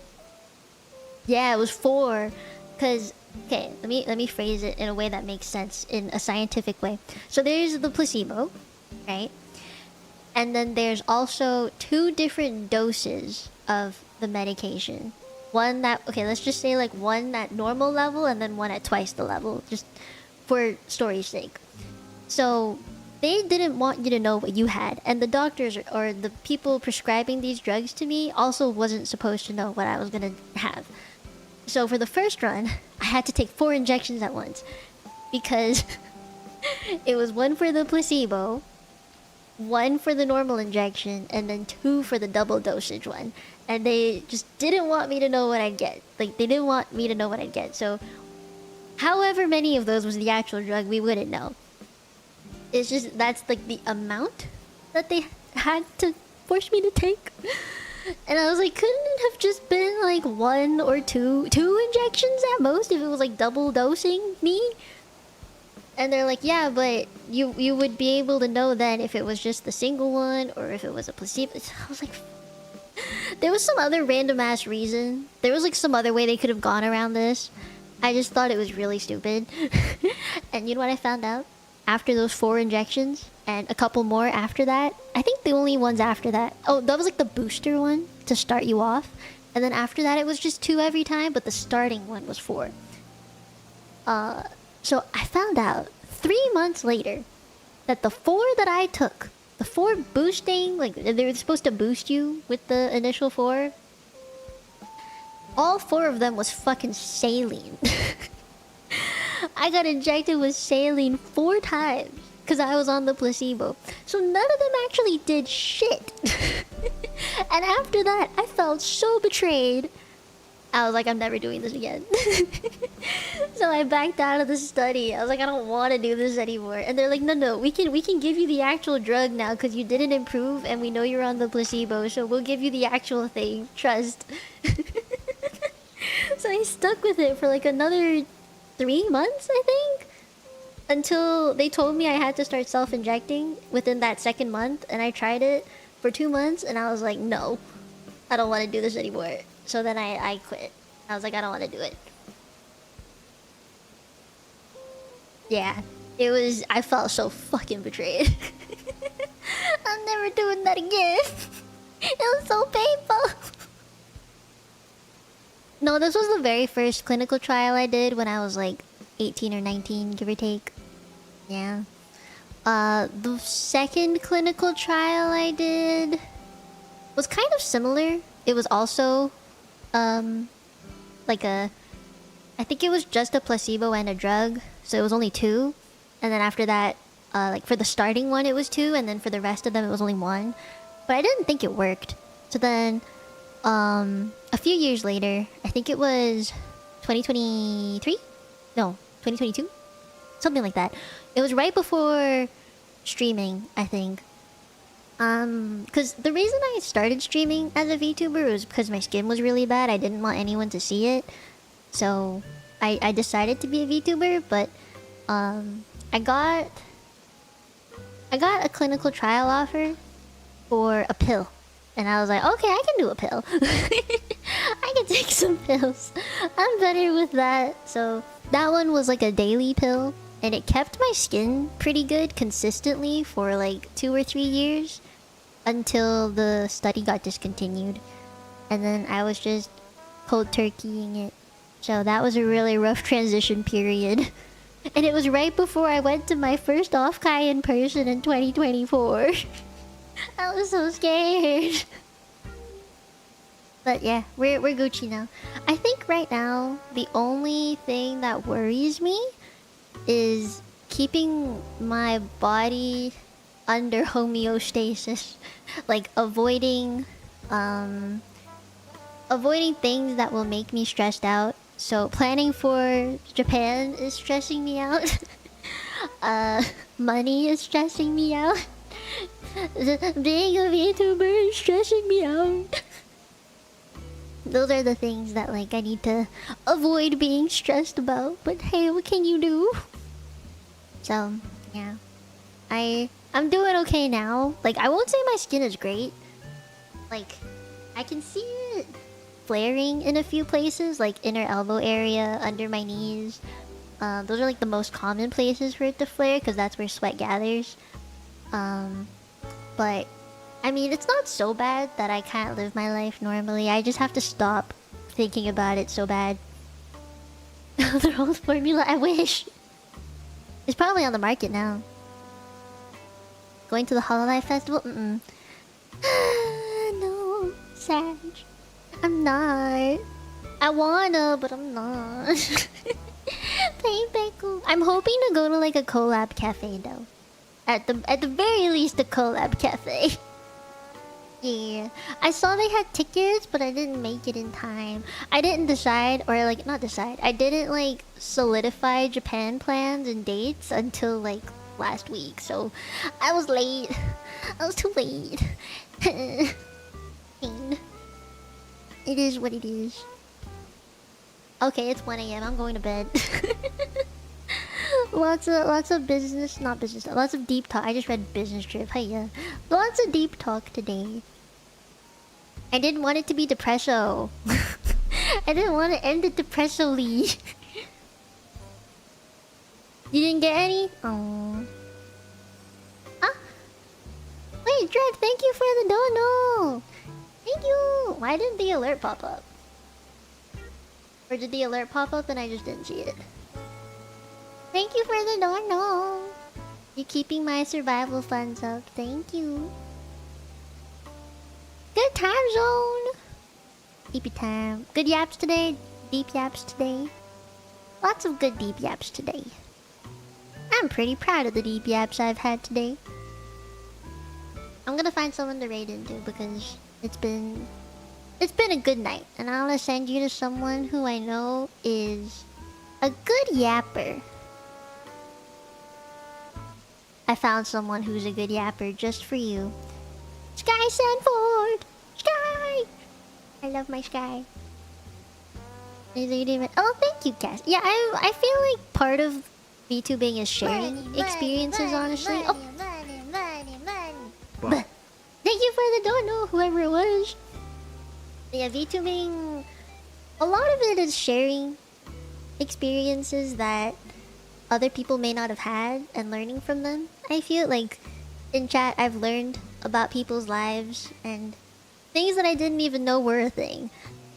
You know, like stuff about the States that I wouldn't have known had I not been a VTuber. So I might be the one yapping on the stream, but at the same time, I also learn a lot from talking to people in chat. Like, you guys give me insights that I wouldn't have had otherwise.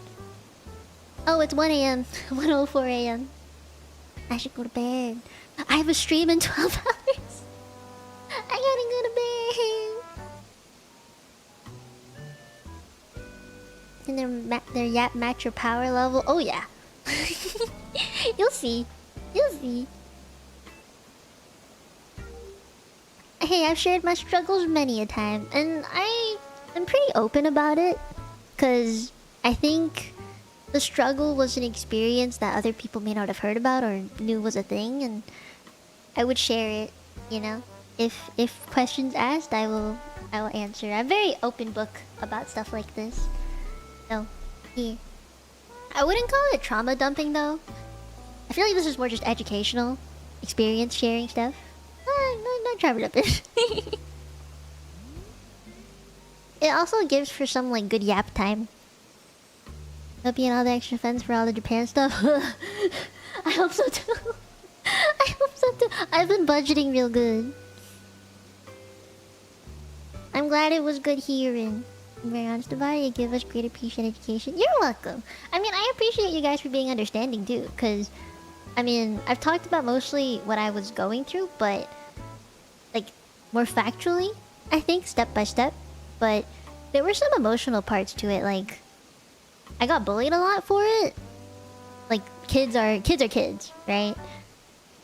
So I got bullied a lot for it, and I think it made me pretty introverted for a long time, but my family always knew that I wasn't introverted by choice. It was mostly introversion because of, like, the kids in school, or, like, my skin was preventing me from moving, and I couldn't go and talk to people myself without feeling like I'd get judged.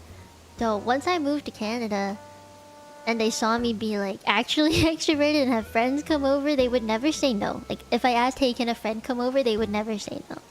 They would always say, yes, you can. Just do your homework together or something. You know, they never say no because they knew that, like, as a kid, I've always wanted to be a yapper with other people. I always wanted to talk and make friends and stuff. So I was born extroverted, forced to be introverted because of my skin, and then became extroverted through streaming again. I like talking. I like talking for long periods too. I always like yapping. You feel enlightened? You're welcome. I'm glad I can yap. It's been a long time since I've had a good yap like this, so I'm very happy. I'm gonna end stream and go to bed feeling relieved. Feeling very lighthearted now. Feels good. We'll do more yaps like this in the future. Bet. I have the power of yap on my side. It'll happen when I want it to happen. Nah. Goodbye, thank you for paying attention. I hope you guys all have a good night. Thank you for yapping with me. I can't exactly yap to nothing, so thank you for being here for the yap. I appreciate it. Have a good time at work. Take care. Bye-bye. Say hi to Sky for me, yeah? Alright. I'm gonna go. Thank you for coming. I'll see you guys tomorrow. Okay? Yeah. We'll have a better time tomorrow. Less yap, more listen to story yap. You're welcome. Good night. Bye-bye. Thank you for coming. Bye-bye. See you tomorrow. Good night. Sleep well. Or I guess for you going out, make sure you bring water. Yeah. Alright. Bye-bye. Otsukare. Mommy and I need. Bye-bye.